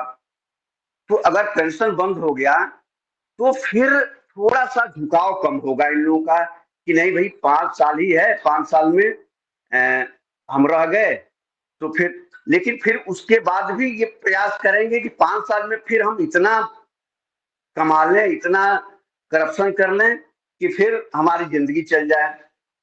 अब देखिए, दूसरी बात ये कि मुझे नहीं लगता कि मैं अब तक जो देख रहा हूं, हमारे संज्ञान में कोई ऐसा विधायक और सांसद नहीं है जो अपने विधायक और सांसद की निधि का कमीशन न लेता हो।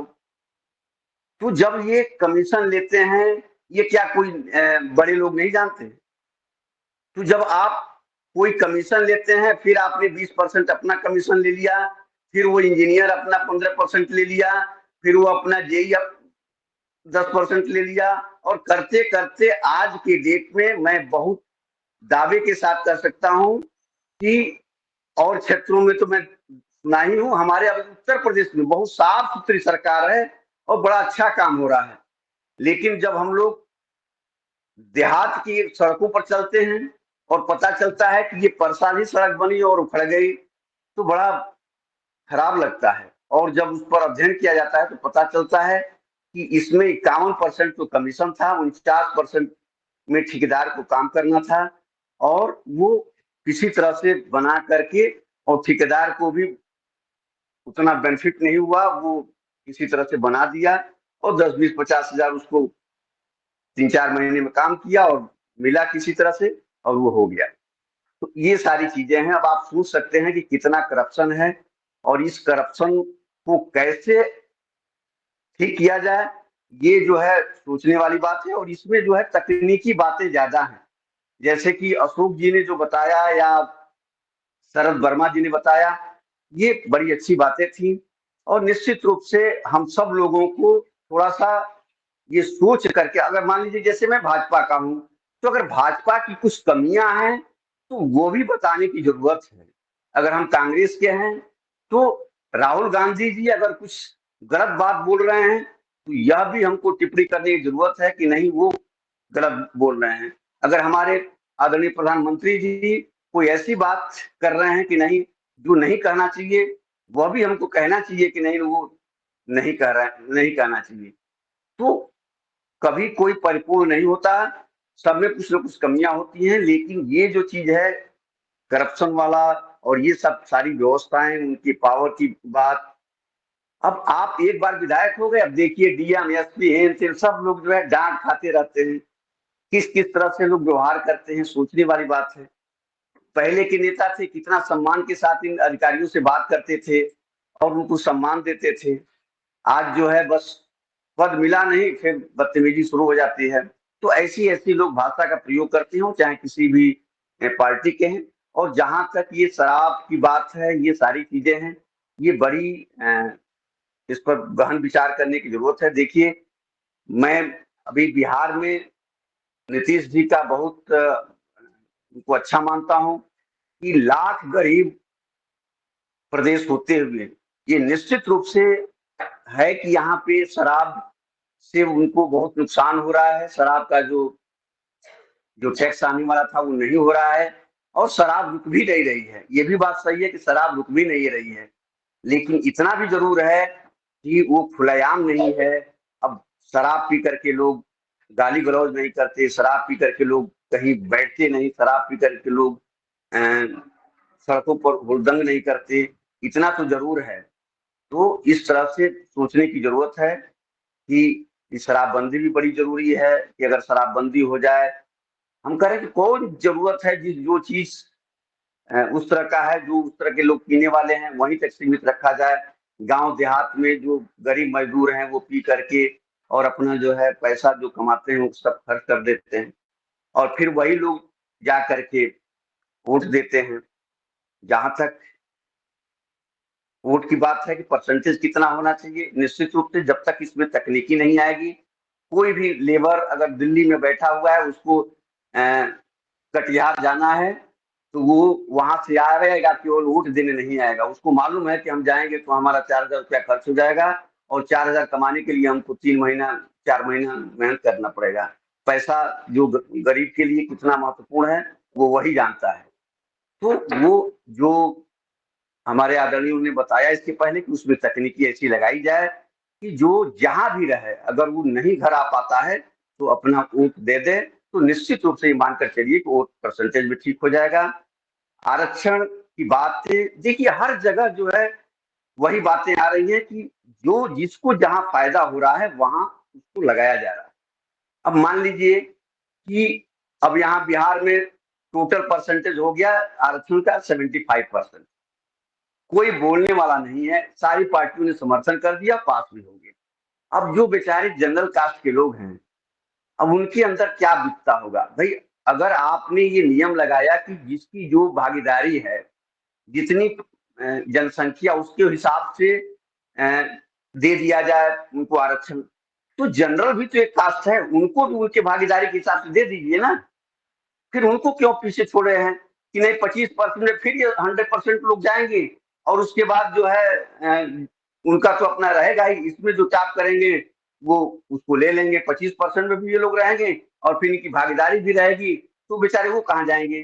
फिर उनके मन में गलत भावनाएं आएंगी, फिर समाज जो है समरसता नहीं रह पाएगा। तो ये सारी चीजें समझने की जरूरत है। संभवतः मैं समय आप लोगों का ज्यादा ले लिया, बहुत बहुत धन्यवाद आप सभी लोगों का। बहुत अच्छी चर्चा है और निश्चित रूप से कुछ करने की जरूरत है। और जब देखिए चर्चाएं होती हैं और बातें होती हैं तो उसका फल भी मिलता है। हम कह रहे हैं कि हम कुछ नहीं कर पाए इस योगाहार परिवार से इस बात करने में, लेकिन निश्चित रूप से जितने लोग सुन रहे हैं उनके अंदर कुछ बातें आएंगी, वो कहीं कुछ बोलेंगे और टीका टिप्पणी होगा, कुछ बातें चित होगी, कहीं एक आध लेटर विभाग को जाएगा, उससे भी फर्क पड़ेगा। बहुत बहुत धन्यवाद आप सभी लोगों को। बहुत बहुत धन्यवाद आदरणीय भुवनेश्वर राय जी, महत्वपूर्ण सुझाव आपने दिया। और 8:10 हो गए हैं, 15 मिनट शेष हैं। अगर कोई भी महत्वपूर्ण सुझाव देना चाहते हैं तो हैंड रेज कर लें। और आदरणीय रमेश चंद्र मेहरा जी, आपका स्वागत है, आप अपना सुझाव रखें। जी ओम, सदन को नमन। योग कक्षा में तो शामिल नहीं हो पाए, परंतु जो चर्चा चल रही है वो बहुत महत्वपूर्ण चर्चा चल रही है। और इस चर्चा को जो है हमें मीडिया के माध्यम से भी इस पे कुछ काम किया जाना चाहिए। और सबसे बड़ी बात जो है कि जो टेक्नोलॉजी है उसका उपयोग होना चाहिए। आज सबके पास आधार कार्ड है, सबके पास सबका पैसा एक क्लिक से सब जगह पहुंच रहा है। किसान चाहे किसान सम्मान निधि हो या जिस तरह से, तो पूरा देश और मामले में जब उसका ये डिजिटलाइजेशन हो गया है तो क्यों नहीं इसको भी कर दिया जाए। और जो व्यक्ति जान, अब जैसे राशन के संबंध में ये हुआ है कि कहीं का भी व्यक्ति कहीं से भी राशन ले सकता है, उसे कोई आपत्ति नहीं है। उसके पास, हमारे पास यदि वोटर आईडी है तो ये होना चाहिए कि हम कहीं से भी, ऐसा सेंटर होना चाहिए जो हम कहीं से भी जो है वोट दे सकें अपने मन मर्जी के अनुसार। जब ये व्यवस्था हो जाएगी तो इनकी फिर बहुत ज़्यादा नहीं चलेगी। हमारे विधायक है, सांसद है, ये तो पार्टी के गुलाम है। ये बीप जारी कर दिया तो ये नहीं जा सकते, भले ही इनकी इच्छा हो, इनकी अंतरात्मा कह रही हो, परंतु ये नहीं कर सकते क्योंकि इनको अपनी पार्टी का अनुशासन का भय रहता है। इसलिए हम देखते हैं कि एक वोट से अटल बिहारी जी जो चले गए, ऐसा नहीं था कि वो एक वोट नहीं हो सकती थी, परंतु ये हर आदमी नहीं कर सकते। और वहाँ निश्चित रूप से उनको चाहने वाले भी थे, परंतु वही पार्टी अनुशासन। तो इस तरह से जो पार्टी की गुलामी है वो भी बहुत वो रखती है। अब हमारे क्षेत्र में ही हम देख रहे हैं कि किस तरह से दो भाई आपस में लड़ रहे हैं, वो पार्टी की गुलामी है। और पार्टी की गुलामी का मतलब है कि जो कार्यकर्ता है वो भी उसी तरह से व्यवहार कर रहे हैं। तो ये जो चीज़ें हो रही है ये प्रजातंत्र के लिए अच्छी नहीं है। प्रजातंत्र को समृद्ध बनाने के लिए व्यक्ति का स्वतंत्र होना भी जरूरी है। उसके खुद का जो मत है उसका भी सम्मान होना चाहिए। तो इस तरह से हम लोग, ये निश्चित रूप से योगाहार ने एक बहुत अच्छा कदम, मतलब एक विचार आया है। ये विचार निश्चित रूप से धीरे धीरे आगे बढ़ेगा और इसके शुभ परिणाम आएंगे। जी ओम। आदरणीय मेहरा जी, बहुत अच्छी बात आपने सुझाव दिया है कि आधार कार्ड का प्रयोग करते हुए और ये मतदान हो। मीडिया के माध्यम से हम प्रेस वार्ता करके भी इस संबंध में चर्चा कर सकते हैं। बिल्कुल करना चाहिए। ये महत्वपूर्ण विषय है, क्योंकि राजनीतिक कहीं ना कहीं राजनीति से इसी से सरकार बनती है, और सरकार में जैसे व्यक्ति विचारधारा के लोग पहुंच जाते हैं वैसी सरकार चलती है। हम कितने कुछ चिल्लाते रहे। आपने कहा एक वोट से अटल बिहारी की सरकार गिर गई थी। वो सरकार उस समय सिद्धांतवादी सरकार थी, पार्टियां सिद्धांतवादी थी कि हम एक दूसरे का अपनी पार्टी छोड़कर नहीं जा सकते हैं। आज आपने देखा मध्य प्रदेश में 22 कांग्रेस के विधायक मंत्री टूट करके भाजपा में आ गए थे। ये सिद्धांत अब खत्म हो गया है, इसलिए चिंता करने की विषय है, इसलिए आज हम चिंता कर रहे हैं और ये संवाद कर रहे हैं। नहीं तो हमें राजनीति से कोई लेना देना नहीं था, लेकिन अब सिद्धांत जब उन्होंने खो दिए हैं तो अब हमें पुनः ऐसी व्यवस्था स्थापित हो कि हम सिद्धांतवादी बने। आदरणीय उमाशंकर प्रसाद जी बिहार से सादर आमंत्रित हैं, आप अपना मार्गदर्शन दें। जी, ओम। सदन में उपस्थित सभी महानुभावों को सत सत नमन वंदन। और आज का योग कक्षा बहुत अच्छा रहा, बहन जी ने बहुत अच्छा क्लास लिया, और 2 दिन से हम चर्चा सुन रहे हैं कि 100% मतदान के लिए कि किस प्रकार से 100% और शुद्ध सात्विक मतदान हो, इसके प्रति सभी को जागरूक होना चाहिए, और जनता को भी इस प्रकार से प्रेरणा मिले कि हम इस कार्य में बढ़ चढ़ के हिस्सा लें और उसको पूर्ण करें। हम आर्मी में थे, हमारे पहले कम से कम 1 या 1.5 महीना पहले वोटर लिस्ट का बैलेट पेपर चला जाता था। सभी प्रत्याशियों के नाम उसमें दर्ज थे, और जिसने अपना वोट देना है दे करके डाक द्वारा वहाँ से पहले भेज देते थे।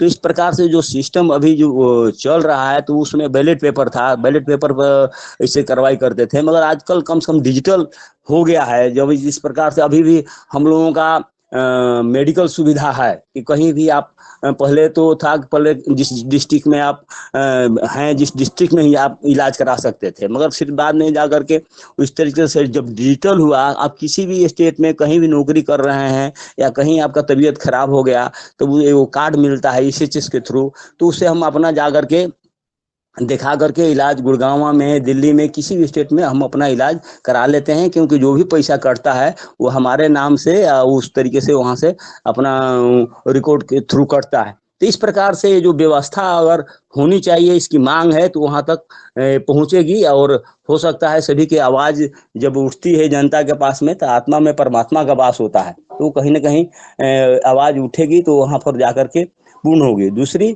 बात ये जिस प्रकार से अभी हुई थी कि हाँ सभी आर्मी में जो पहले पेंशन का जो सुविधा था, वो पेंशन अगर बंद हो जाता है तो इसका प्रभाव बहुत ज़्यादा पड़ेगा, क्योंकि इसकी मांग भी है, और बहुत लोगों को अभी मांग हो गई है कि जब अभी जो नए आर्मी रिक्रूटमेंट हो रहे हैं 4 साल 5 साल में, उनको जो पेंशन, उनकी सुविधा, उनको एक सर्विसमैन का कोई इज्जत या सम्मान नहीं दिया जा रहा है। तो ये 5 साल के लिए अगर नेता चुने जाते हैं, उनको लगातार MLC हुए, MLA हुए, MP हुए, सबका अलग अलग पेंशन मिलता है, और वो एक आदमी को 3-3 4-4 पेंशन भी मिलता है। तो ये इस तरीके से जो मांग हो रहा है, हो सकता है मोदी जी का अगर ध्यान आए तो हो सकता है कहीं ये बंद होना चाहिए।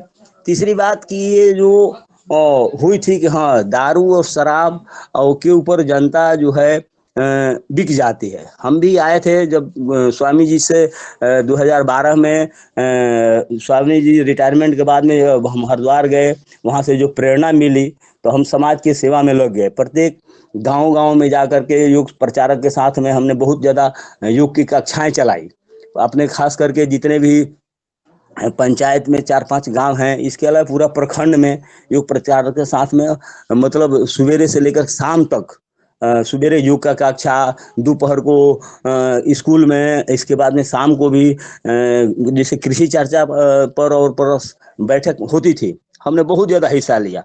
फिर 2-3 साल इस तरीके से कार्रवाई चलते रहा।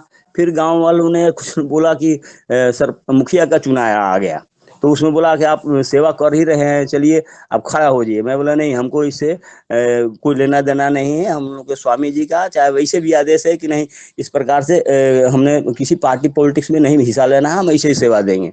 नहीं लोग माना, हमने मुखिया का इलेक्शन में पर्चा दाखिल किया। करने के बाद में गाँव से और 2 गाँव से तो वोट ठीक मिला, और लास्ट में अच्छा प्रचार था, लास्ट में वो बगल के जो प्रत्याशी थे, नया वर्ग था, वो रात को पूरा मुर्गा और दारू छूट कर दिया अपने गांव में, और बगल में वो राजपूत के गांव थे, और रात रात में पूरा वोट पलटी होकर के हमने बोला कि भाई हम गलत काम नहीं कर सकते, क्योंकि इस तरीके से दारू, शराब, बीड़ी, सिगरेट, खैनी, तंबाकू हम अपने साथ जो घूमते थे उसको भी हम नहीं देते थे, क्योंकि हम ना पीते हैं ना इस तरीके से हम इसका प्रचार प्रसार करते हैं। तो इस तरीके से जा करके हम मतलब वोट हार गए। तो उससे हमको बहुत अच्छा हुआ कि चलो कम से कम ये बहुत ज़्यादा गंदगी है, क्योंकि अगर हम जीत भी जाते तो बिना कमीशन के और बिना किसी भी काम के लिए कहीं भी हम काम कर नहीं सकते। तब मैं बहुत लाख लाख शुक्र मनाया कि है हमको परमात्मा ने हरा दिया और इस कीचड़ के, इस दलदल से बच गए। तो ये सब चीजें जो है, ये जो प्रत्याशी जो हम योग के साथ में आहार और योग से करने से हमारा जो मन विचार शुद्ध होता है, मानसिकता में परिवर्तन होता है, तो ये बहुत बड़ा काम योगाहार के साथ हो रहा है। योगाहार मंच के साथ निर्देश जा रहा है, और जितने भी हम लोग जो भी 25, 30, 35, 40, 50, किसी दिन से 8, 70, 80 आदमी जो जुड़ते हैं, तो इतना तो कम से कम धरती पर इतना मन विचार वाणी से पवित्र हुए हैं। तो इस तरीके से जो मैसेज जा रहा है, हम सोचें कि चलो ठीक है 30 से 35, 40 आदमी जुड़ रहे हैं, बाकी लोग नहीं जुड़ रहे हैं, चाहे नहीं लोग कार्रवाई कर रहे हैं, तो 30, 35, 40 आदमी पूरा ऑल इंडिया के जो जुड़ते हैं तो उसका पूरा मैसेज जाता है। और इस प्रकार से आस्ते आस्ते जो भी किसी के भावना आता है कि नहीं हमको परिवर्तन होना चाहिए सरकार में। अभी देखिए यहाँ पर भी कुछ पार्टियों का एक आर के सिंह हम हमारे आईएएस थे, वो आकर के भाजपा के मंत्री बने थे, जो कि अभी हमारे यहाँ के बिजली मंत्री थे। उन्होंने इतना काम किया कि उनके पार्टी वाले जो बोलते थे, उनके कार्यकर्ता उसका बात मानते नहीं थे, वो अपने हिसाब से काम करते थे। एक जादव का टोला था हम लोगों के पंचायत में, वो लोग बोले कि वहाँ पर नहीं वोट आपको मिलेगा, अब उसमें आप कुछ मत काम कराइए। वो बोले नहीं तुम्हारा हम सुनेंगे नहीं। वहां पर उन्होंने जाकर 1 किलोमीटर तक का ढलैया रोड पासित किया और वहां वोट मिला। तो इस प्रकार से जो कुछ नीचे खामियां हैं जातिगत आधार पर, अब जो अपने ऊपर जो काम कर रहे हैं उनको 100% अपने खास करके इलेक्शन में 2 या 3 महीना उन्होंने प्रत्येक गांव के एक गांव में गए, एक एक गांव में पूछ करके उन्होंने एक एक रोजगार दिया कि आप लोग बताइए हम एक रोजगार देंगे, एक प्रोडक्ट देंगे, आप जो भी कार्रवाई करना है अब बताइए। तो उनको 100% उनको यहाँ से जीत मिली और इस तरीके से कार्रवाई हुआ। आए वहाँ आने से प्रत्याशी से भी मिलते हैं। तो इसी प्रकार से जितने भी चर्चाएं जो चल रही हैं वो सही है। हमारे यहाँ वो एमएलए अभी भी एमपी बिहटा में वो हैं जो मतलब एमएलए पार्टी के थे और एक बार जीते थे सांसद से। वो बेचारे डेली टहलने के लिए आते हैं, वो बिहटा जीजे कॉलेज में डेली हमसे मुलाकात होती है। मगर उन्होंने एक बार एमपी रहा है, मगर उनका घर द्वार मकान माले पार्टी से थे। मतलब उस तरीके से उनको ऐसा ही कि ऐसा ही है। तो जिस तरीके से जितना लूट खसोट और जो चोरी और ये जो बेईमानी और शैतानी जो आजकल के अधिकार मिलने पर हो रहा है कमीशन खोर, तो उसमें कुछ न कुछ तो हम लोग भी संलग्न हैं कि अपने फायदे के लिए कायदा बिगाड़ देते हैं। हम जागरूक नहीं है, हमारा दूसरे का काम होने के लिए पैसा दे देते हैं, घूस दे देते हैं, रिश्वत दे देते हैं या मकान बनने के लिए दे देते हैं। तो इस तरीके से जब तक आदमी के अंदर ये अपना विचार परिवर्तन नहीं होगा खुद के अंदर, पहले हम दूसरों को बोलने से पहले अपने आप को सुधारें कि नहीं हमने पहले खुद हम इस रास्ते पर चलें, तब हम दूसरे को प्रेरित कर सकते हैं कि भाई ठीक है हम अगर बीड़ी सिगरेट गांजा भांग दारू शराब नहीं पीते हैं तो दूसरे को प्रेरित करेंगे तो मानेगा। अगर हम खुद कर रहे हैं उसमें संलग्न है, दूसरे को मना करेंगे तो नहीं होगा। तो इस प्रकार से जो चर्चा चल रही है 2 दिन से, बहुत अच्छा चर्चा चल रही है। इसका परिणाम जो आत्मा से आवाज निकलती है तो किसी न किसी माध्यम से परमात्मा के पास में पहुंचती है। परमात्मा सभी के आत्मा में वास करते हैं, उसका मैसेज जाता है। तो ये 2 दिन से क्लास बहुत अच्छा व्यवहार चल रहा है, जो कि मुनीलाल भाई साहब और पवन सर के नेतृत्व में जितने भी लोग हैं बहुत बहुत ये धन्यवाद। बहुत इसका मैसेज जा रहा है और जाएगा भी और परिवर्तन होगा। थोड़ा देर है, अंधेर नहीं है। इसलिए बहुत बहुत व्यवहार मंच पर सबको सतत नमन बंदन। ओम जी। जय जवान जय किसान। आदरणीय उमाशंकर जी, आपने अपना मार्गदर्शन दिया। अब मैं आदरणीय गजानन पवार साहब को आमंत्रित करता हूं कि वो आए और अपना सुझाव सूक्ष्म रूप देने का कष्ट करें। सदन को प्रणाम। मैंने पहले भी सदन में एक बात रखी थी, अगर तेलंगाना से कोई अपने यानी कि जो भी हो, तो सरकार ने सिस्टम चलाई है, मतलब हर किसान को पर एकड़ वो जमीन की कोई लिमिट नहीं उसमें वो देते थे। अभी ये चुनाव में उन्होंने, कांग्रेस ने 15,000 रुपए किया था पर एकड़, तो इन्होंने अभी 16,000 मतलब 8,000 रुपए देते हुए पर एकड़ नवंबर में, और 8,000 देते हैं अपने मार्च में। तो ये किसानों के लिए सुविधा होने से वहां पे आरक्षण की कोई जरूरत ही नहीं है। फिर उन्होंने बिजली के बारे में,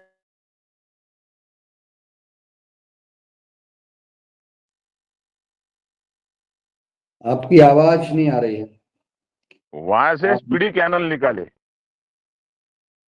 हेलो, आ रही क्या आवाज? जी अब आई। तो स्पीडी कैनल पे उन्होंने लगा दिए है टरबाइन कालेश्वरम डैम के, और वो पानी के ऊपर ही पूरे टरबाइन चलते, तो इतनी बिजली ज्यादा उत्पाद हो जाती कि किसानों को तो बिजली फ्री है, और वो बची हुई बिजली बाकी के प्रदेशों में बेच के उसके ऊपर भी रेवेन्यू आता है। तो ये उनका बिजली का मैनेजमेंट, ये सब चीजें जो है। और दूसरी एक चीज मेरे को वहां पे अभी भी पता चली कि हर गांव में प्रार्थना मंदिर जो है अपने, या जो भी प्रार्थना आप स्थल बोल सकते हैं, उसकी देखभाल करने वाले को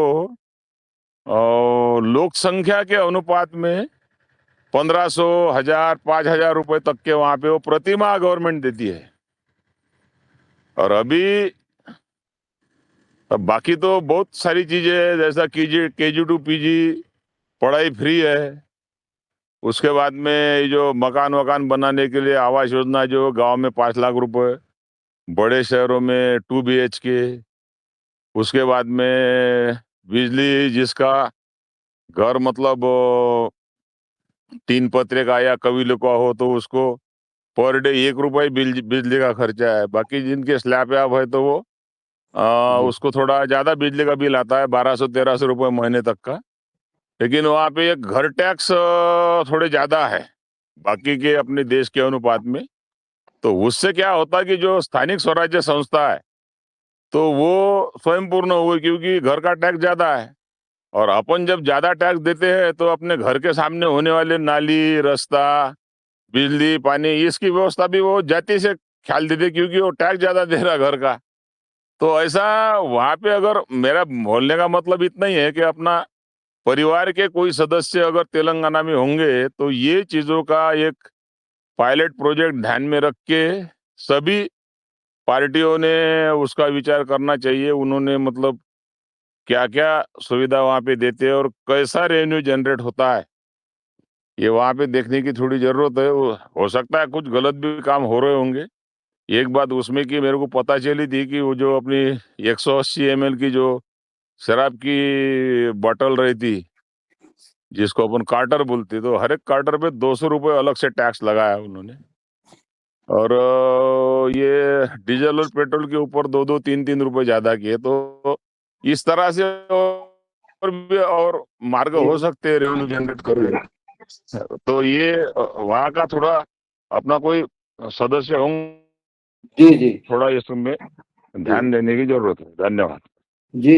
इस पर जो आपने तेलंगाना राज्य के विकास की बात की है, इस पर एक अलग से आपकी चर्चा होगी और उसको एक ड्राफ्टिंग करके भारत सरकार को अन्य राज्यों में लागू करने के लिए अपन चर्चा करेंगे। आज के विषय पर आदरणीय डॉक्टर रोशन लाल जी राव जी सादर आमंत्रित थे। जी, सदन को नमन। आज थोड़ा सा लेट जुड़ा था योग में, तो वैसे जब जुड़ा तब बहन जी ने बहुत अच्छा योग कराया। और आज की जो कल से जो चर्चा चल रही थी उसको आगे बढ़ाया, तो मैं इसमें बहुत सारे सभी ने अच्छे अच्छे सुझाव दिए। तो उसमें यही है कि हम मतलब चुनाव सुधार की बात कर रहे हैं, तो इसमें जो डिजिटल की बात कर रहे थे उसमें उस पर सबसे ज़्यादा जोर दिया जाए, और जहाँ जैसी व्यवस्था हो, मतलब क्योंकि इसमें तो अगर कोई भारत का नागरिक है, अमेरिका में भी बैठा है, तो वहां पे से भी वोट कर सकता है। तो डिजिटलाइजेशन में कहीं कोई समस्या नहीं है, वो कहीं से भी अपना वोट कर सकता है और वो उसमें दिखेगा, क्योंकि वो अगर मोबाइल से उसको कोई ऐप दे दिया जाए या उससे कोई बूथ बना के, अगर हम गांव में अगर वो करते हैं कि गांव में कोई मोबाइल वो नहीं कर रहा तो बूथ बना दिए जाए, तो ये और अनिवार्य वोटिंग की जाए। और जहाँ तक अभी जो बाद में थोड़े से हम मुद्दे से थोड़ा सा आजू बाजू जा रहे थे कि ईमानदारी की बात, तो हर आदमी, मेरा ऐसा मानना है, मतलब हो सकता है सदन का कुछ अपना मत हो और बाकी भी लोग प्रबुद्ध जन है, पर मेरा ऐसा मानना है कि हम लोग थोड़ा सा सुविधा अनुसार ईमानदार हैं। तो ये एक हम सुविधा अनुसार ईमानदार बनने में जो है वो बड़ा बड़ा कष्ट हो जाता है। तो हमारी जहाँ सुविधा होती है वहाँ हम थोड़ी बहुत जो हम चालाकी दिखाते हैं, हमारा जो दिमाग जो मानसिक स्तर है उसके हिसाब से हम जो अपने से थोड़ा सा कम बुद्धि का व्यक्ति होता है या जो होता है उसको हम कहीं ना कहीं अपने तरीके से उसको गोल मटोल चीजें बता के और अपनी चीजें निकाल लेते हैं। तो वो भी हमारी जो प्रवृत्ति है वो भी कहीं ना कहीं, और ये मतलब एक स्वाभाविक प्रवृत्ति है, मानव के साथ जुड़ी प्रवृत्ति है, शायद ये खत्म भी ना हो पर ये कम की जा सकती है। तो हम छोटी चीजों में, जैसे हमें ट्रेन में बैठना हो तो अरे यार तो व्यवस्था वो नहीं है, टिकट नहीं है, ऐसा करते हैं टीटी को 100 रुपए दे देंगे। ये छोटी छोटी चीजें हैं। लाइन में खड़े हैं तो कोई अपना लाइन लगी है किसी चीज की, कोई अपना आदमी खड़ा है तो बोले अरे यार उसके पास जाके खड़े हो गए, धीरे धीरे बात करते करते उस लाइन में घुस गए। तो ये हमारी जो छोटी छोटी चीजें हैं जीवन, मतलब एक उदाहरण बता रहा हूं मैं, पर ऐसा सामान्यतः देखा जाता है जरा जरा चीजों में हम जो सुविधा अनुसार ईमानदारी बरतते हैं तो वो भी हमारी इन चीजों के आगे बड़े रूप में परिणित होती है। तो इसमें भी हमको ध्यान देने की जरूरत है, क्या हम कितने सुविधा अनुसार मतलब हम ईमानदारी की परिभाषा किस तरह से वो करते हैं। हम एक निश्चित कैडर को ईमानदार बता देते हैं तो वो भी गलत है, क्योंकि कोई एक कैडर ऐसा नहीं है जो पूरी तरह से ईमानदार हो। तो जो ये कहा जाता है फिर कि जो ज्यादा ईमानदार हो उसकी बात करें। तो इस पर भी गौर करने वाली बात है कि कौन कितना ईमानदार है, किस तरह के प्रतिनिधि हों, उस पर क्या उस पे सर्वे हो सकता है कि एक जिले में, जैसे मान लो हम विधायक की बात करें तो एक विधानसभा क्षेत्र में पहले सर्वे हो जाए कि भाई कितने लोग, कौन किसकी पॉपुलैरिटी अच्छी है, कौन आदमी ईमानदार है, इस पे कोई वो हो जाए कि भाई ये आदमी अच्छा है, अच्छा ईमानदार है, उस पे एक सोशल सर्वे हो जाए और सोशल सर्वे पे फिर उसके हिसाब से उनकी कि हाँ भाई ये सोशल सर्वे हो गया, अब इनमें से किसी को टिकट दे दी जाए। इनकी पॉपुलैरिटी है कि किसी की 30% है, किसी की 25% है, किसी की 10% है, तो उनमें से बोलेगी जाएगी इन्हीं लोगों में से कोई लोग लड़े जिनकी जो मतलब जिनकी पॉपुलैरिटी अच्छी है। तो इस तरह से भी अगर हम काम करते हैं तो निश्चित रूप से मतलब अगर इस तरह की कोई सुझाव होता है तो निश्चित रूप से हम समाज को, हमारे देश को, लोकतंत्र को आगे अच्छा कर पाएंगे। जी ओम। जी धन्यवाद आदरणीय डॉक्टर साहब, आपका सुझाव आपने दिया। अब आदरणीय हीरालाल कुशवाहा जी, और लगभग जी अब हैंड चाह रहे हैं, समय हो गया है, परंतु मैं ले लेता हूँ कम समय में। जी हीरालाल जी। जी धन्यवाद श्रीमान जी, बाकी में समय हो गया है, 8 के 8:30 से भी ज्यादा हो गए हैं और मैं बोल भी चुका हूँ पहले। बात वही है डॉक्टर रोशन लाल जी ने जो कही है उसी की इर्द गिर्द है। बात घूम फिर के नैतिकता पर आती है, हमारे अच्छे आचरण के पास आती है। वो हम नियम कानून की बात करते हैं, कितने भी सख्त नियम बना लो रास्ता निकल आते हैं। जैसे कल परसों आपने चर्चा की थी ईवीएम के बारे में कि पता चला कि एक विधानसभा में 18-19 प्रत्याशी हो गए, उससे 2-2 ईवीएम लगाना पड़ती है, लोग कन्फ्यूज होते हैं, समझ नहीं आता है। एक कन्फ्यूजन के लिए और करते हैं प्रत्याशी लोग कि मान लीजिए प्रत्याशी किसी बड़े राजनीतिक दल का खड़ा है तो उसी के नाम से मिलता जुलता नाम का दूसरा व्यक्ति खड़ा कर देते हैं ताकि इसके कुछ वोट कटे। तीसरा इसलिए कर देते हैं कि 2 डमी प्रत्याशी खड़े कर देते हैं और वो ये मूलतः वो एक जो मुख्य चतुर प्रत्याशी है उसके द्वारा खड़े किए जाते हैं। तो इसलिए रहते हैं सुविधा के लिए कि यदि हमारा फार्म रिजेक्ट हुआ या कोई दिक्कत हुई तो फिर तुम खड़े हो, तुम्हारी तरफ से हम लड़ेंगे। तीसरी बात, मान लीजिए प्रत्याशी को 10 गाड़ियां ही अलाउ हैं उसके चुनाव प्रचार के लिए, तो वो जो डमी प्रत्याशी उसने खड़े की है 2-3 अपनी तरफ से, तो 10-10 गाड़ी उसको उसकी मिल जाती है दूसरे प्रत्याशी के नाम पर। तो सामने झंडा लगा रहता दूसरे का और बैनर रहती है अंदर किसी और के, जहाँ पर सारे किसी और करते हैं। तो ये तौर तरीके हथकंडे हैं विभिन्न तरीके के, उससे अव्यवस्था होती है, लोग कन्फ्यूज होते हैं और जो अच्छा मतदाता है जो देना चाहता है अच्छे व्यक्ति को नहीं दे पाता है। तो बात घूम करके वही आती है कि हम नियम की बात करेंगे कि सुझाव भेजो और कि जो भी ऐसा प्रत्याशी यदि उसकी जमानत जब्त होती है तो उसको इतना दंड लगेगा या आगे 5 साल खड़ा नहीं हो पाएगा, जो भी नियम बना लो उसके दूसरे तरीके लोग निकाल लेंगे। बात आती है नैतिकता की, जब हम स्वयं नैतिक रूप से तैयार नहीं होंगे तब तक परिस्थितियां बनती रहेंगी, इसके तोड़ लोग निकालते रहेंगे। हम जो लोग भी हैं हम कहते हैं वो व्यक्ति बुरा है, वो पार्टी बुरी है, ये अच्छा है, वो अच्छा है। या हमारा जो आदमी है वो हमारे बीच का है, हमारे समाज का है, कोई यादव समाज से है, कोई कुशवाहा समाज से, कोई ठाकुर समाज से है। और जैसे ही समाज की बात आती है तो हम कुछ नहीं देखते फिर, ना उसके नैतिक आचरण को, ना उसके गंभीर अपराधों को, ना उसके कीसों को, ना किसी तरह के आचरण को। हम सिर्फ एक चीज देखते हैं कि हमारा भाई बंधु है, परिवार का है। जब तक हम इस सुविधा भोगी व्यवस्था से, जो डॉक्टर साहब ने कहा कि सुविधा रूप में हम बनते हैं, तो ये चीजें कुल मिला के नैतिक आचरण के सुधार की भी जरूरत है। इसमें नियम कानून की तो है ही, जब दोनों का समन्वय होगा, नैतिकता का वो कानून का, तो निश्चित रूप से हम एक अच्छे राजनीतिक प्रत्याशी को, अच्छे दल को वोट देंगे और देश की अच्छी व्यवस्था में हम सहभागी होंगे। आपने समय दिया उसके लिए धन्यवाद। ओम जी, आदरणीय बहन कुसुम भारद्वाज जी सादर आमंत्रित हैं। डॉक्टर कुसुम भारद्वाज जी, जी बहनों का भी ओम कमेंट। जी ओम, सदन को प्रणाम। और समय तो बहुत अब बचा कम है, बस मेरा एक ही विचार, इतने देर से मैं सबके सुन रही हूँ, बहुत विद्वान लोगों के बहुत सही विचार सारे आ रहे हैं। एक पॉइंट मेरे दिमाग में बस चल रहा था कि कोई भी प्रत्याशी को चुनने के लिए क्वालिफिकेशन की आवश्यकता होती है। हमारे यहाँ मेडिकल में जाने के लिए, इंजीनियरिंग में जाने के लिए, इवन आईएएस बनने के लिए, सीए बनने के लिए इतनी कठिन परीक्षाएं देना होती है, इतनी ज़्यादा क्वालिफिकेशन की जरूरत होती है। मेडिकल में जाने के लिए जब तक साइंस सब्जेक्ट ना हो, ये सारी मतलब आप लोग जानते ही हैं।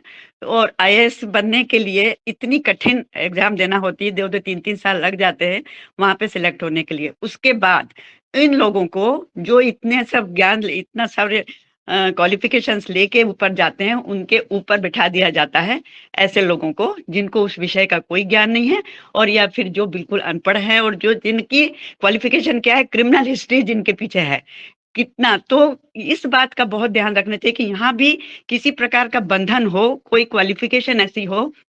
और सबसे बड़ी बात, जो सामाजिक कार्यकर्ता हैं उनमें कुछ हद तक तो अधिकतर मतलब नैतिकता रहती है।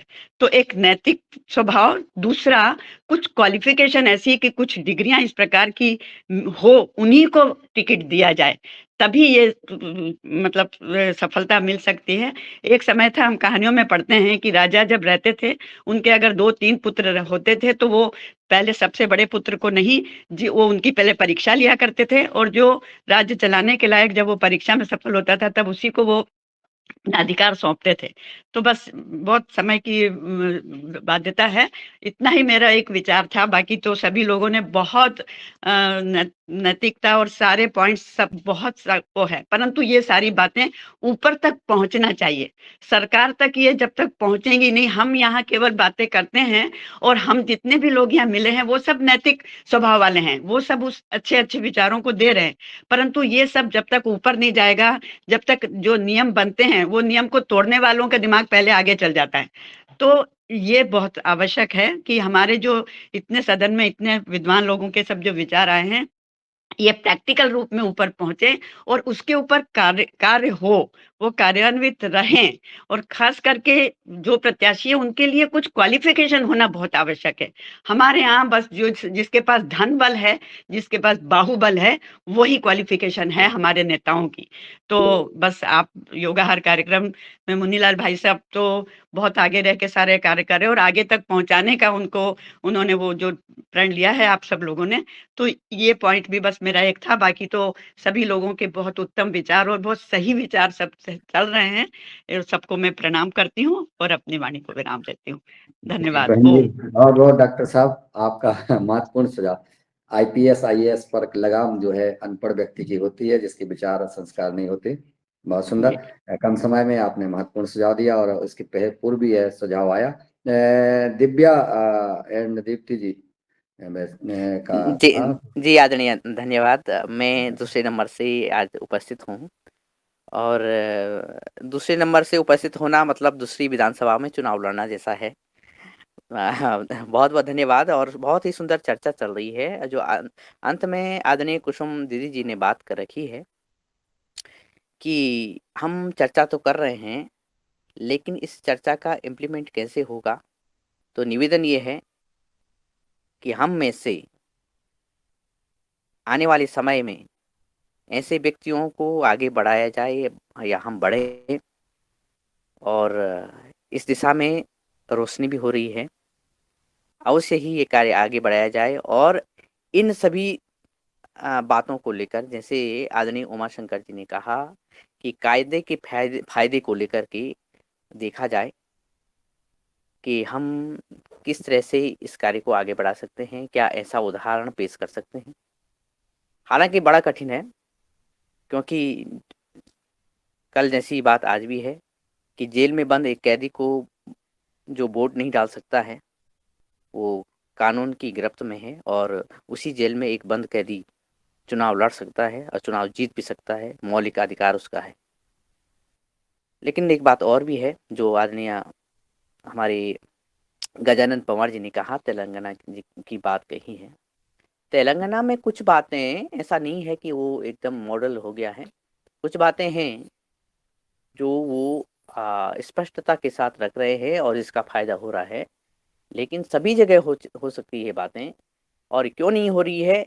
बड़ी बात यह है कि जब चुनाव हो जाते हैं, चुनाव के बाद अलग अलग जो लोकल सरकार है या राज्य स्तर की सरकार है या केंद्र सरकार, सबकी ट्रेनिंग्स होती हैं, और ट्रेनिंग्स में अगर प्रधानों की ट्रेनिंग भी होती है, उनको ट्रेनिंग कौन देते हैं, अलग अलग संस्थाओं में जुड़े कुछ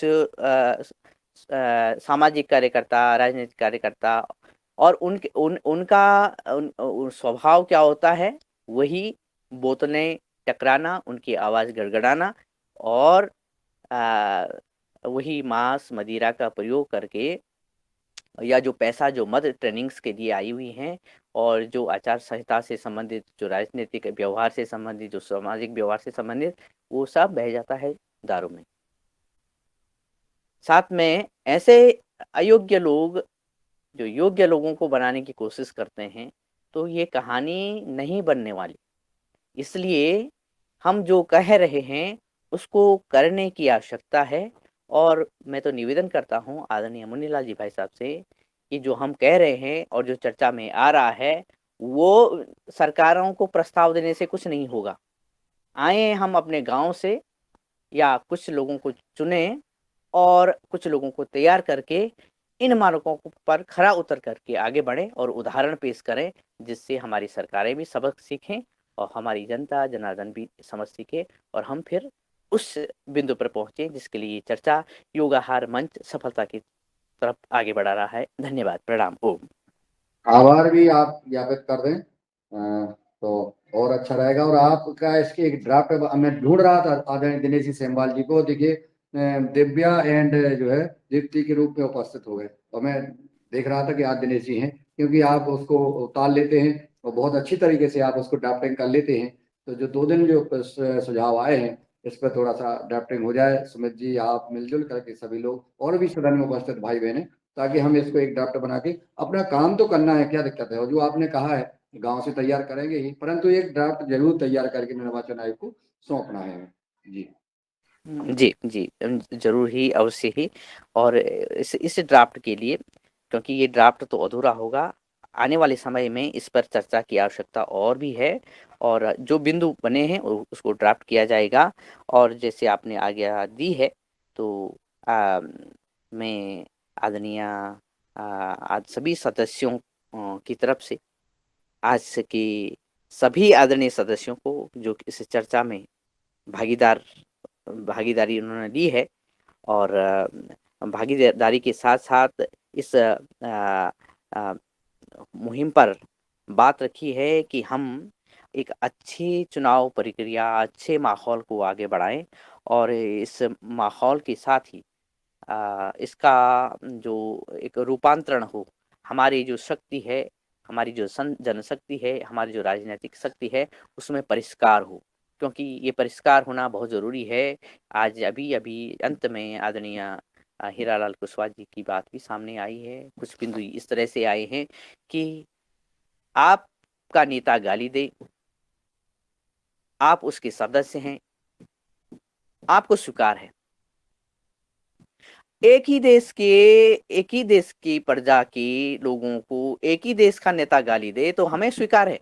लेकिन अगर मेरा नेता नहीं, विपक्ष का नेता, जिस दल में हम नहीं हैं, और उस दल का नेता अगर गाली दे तो हमें अस्वीकार है। ये कौन-सी बात हुई? ये कौन-सा लोकतंत्र है? ये कौन-सी राजनीति है? ये कौन-सा सामाजिक है? ये कौन-सी मानसिकता है और मनुष्यता है? और इसमें सब सब इस गंदे नाले में सब नहा रहे हैं। इस गंदे नाले में कौन-कौन नहा रहे हैं? बुद्धिजीवी से लेकर के, और वो लोग जिनको कुछ लेना-देना नहीं है मानवीयता से। सब मौन हैं, और सबके कानों में रुई भरी हुई ठूस सी गई है। हम भारत माता की जय कहते हैं, और अभी-अभी मैं कल परसों सुन रहा था, कोई भारत माता की जय को ही इस तरह से लोगों के मध्य कहते हैं कि भारत माता की जय का अर्थ ये होता है, और भारत माता की जय का मतलब वो होता है। हमने अपने नेताओं को ऐसे ऐसे परिष्कृत रूप से खड़ा किया है, जो हमारी भावनाएँ हैं।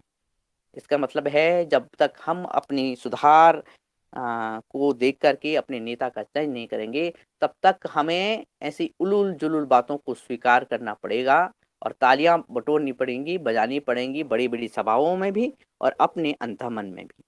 लेकिन योग आहार की इस मंच पर, जब योग और आहार और बुद्धि की शुद्धि पर हम बात करते हैं, तो हमारे आदरणीय सदस्यों के द्वारा जो बात है वो ड्राफ्ट की योग्य भी है, इम्प्लीमेंट की योग्य भी है, चुनावों में होने वाले सुधारों की योग्य भी है, और किसी तरह का सुधार तभी हो सकता है जब हम अपना सुधार कर सकते हैं, वरना ये बहुत कठिन है। और इसलिए मुझे लगता है कि पुनः चर्चा की आवश्यकता है कि क्या हम इस दिशा की तरफ जाने के लिए तैयार हैं, वरना बहुत कठिन है, और ये कठिनाई हमें बीमारी की तरफ, ये जैसे हमारे खाने में ज़हर है, उसी तरह ये ज़हर है। इस ज़हर को हमें भगाना होगा। तो आदरणीय हमारी जो योग शिक्षिका आज की, उनको बहुत-बहुत धन्यवाद। साथ में आदरणीय सभी सदस्यों को पुनः बहुत-बहुत धन्यवाद। मैंने कुछ समय अधिक ले लिया है, लेकिन क्योंकि ये समय और माँग रहा है आप सभी का योगदान इस क्षेत्र में।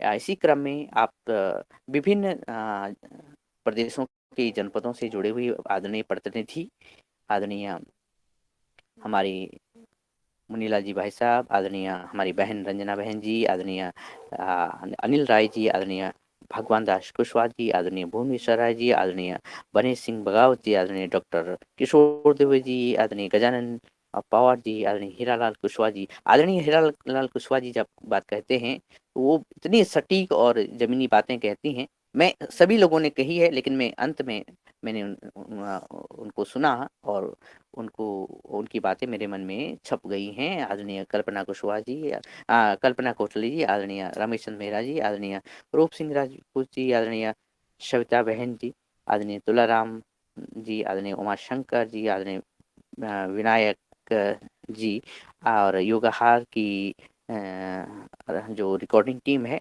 वो सभी आदरणीय सदस्य, साथ में आदरणीय पवन कुमार सर, आदरणीय भट्ट सर जुड़े हुए थे और बहुत सारे लोग जो जुड़े हुए थे लेफ्ट हो गए हैं, उन सभी का भी बहुत बहुत धन्यवाद। प्रणाम। ओम।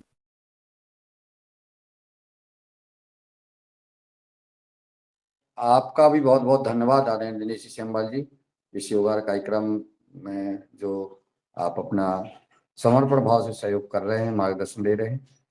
सात्विक सरल स्वभाव और व्यवहार और भाषा और अनुभव आप शेयर करते हैं, आपको बहुत बहुत साधुवाद, बहुत बहुत प्रणाम। कल मिलते हैं 5:30 मेरा बजे। निवेदन ये है, उत्तराखंड क्षेत्र से बद्रीनाथ केदारनाथ के मुझे पहाड़ियों से एक आवाज हो रहा है करती थी, आदरणीय विनोद भट्ट जी की, वो बहुत कम सुनाई देती है। आदरणीय दिनेश श्यामलाल जी से निवेदन है कि उनकी आवाज भी सुनवाने का प्रयास करें। ओम। जी जी आदरणीय डॉक्टर विनोद भट्ट सर जुड़े हुए थे और वो लेफ्ट हो गए हैं। कल भी जुड़े थे और 2-3 दिन से लगातार जुड़े हैं, लेकिन हाँ, उनकी आवाज सदन तक पहुंचे ऐसा प्रयास अवश्य होगा। धन्यवाद। प्रणाम। वो क्या करते हैं कि मोबाइल रख देते हैं पार्क में और अपना व्यायाम करते हैं, और जब तक कहीं आवाज शायद इधर उधर हो जाती है, लेकिन कल प्रयास करेंगे आप तो ऐसा हो जाएगा, उनकी आवाज सुनने को मिल जाएगी। पुराने सदस्यों से भी संवाद किया जाए और उनको जोड़ा जाए, एक एक दो दो भाई बहन अपना अपना संवाद करें तो अलग अलग जुड़ जाएंगे सभी लोग। जी जी आदरणीय, और पुराने सदस्यों से संवाद करना इसलिए भी जरूरी है क्योंकि हमारा जो 1000वां दिवस है वो बहुत नजदीक है और नए वर्ष की शुरुआत में हम सभी नए और पुराने सदस्यों की संगम हरिद्वार में हो, इसलिए भी महत्वपूर्ण। जी धन्यवाद। और साथ में महत्वपूर्ण ये भी है आदरणीय हीरालाल कुशवाहा जी भाई साहब कि मध्य प्रदेश की धरती से हमारे योगाहार की जो अग्र पंक्ति में खड़े और इस योगाहार को सजाने वाले आदरणीय मुनीलाल जी भाई साहब भी 2024 तक मनोबल हमें बढ़ाए कि संसद में हमारी जाए, ऐसी भी हमारी प्रार्थना है। धन्यवाद। प्रणाम। ओम। ये भी ठोक देत कुछ ना कुछ। चलो सभी अपने अपने राज्यों के साथियों को शामिल करें। धन्यवाद दिनेश जी, आपकी भावना को नमन। चलते हैं, सुबह 5:30 बजे मिलते हैं। अच्छा सभी को ओम। ओम सभी को ओम।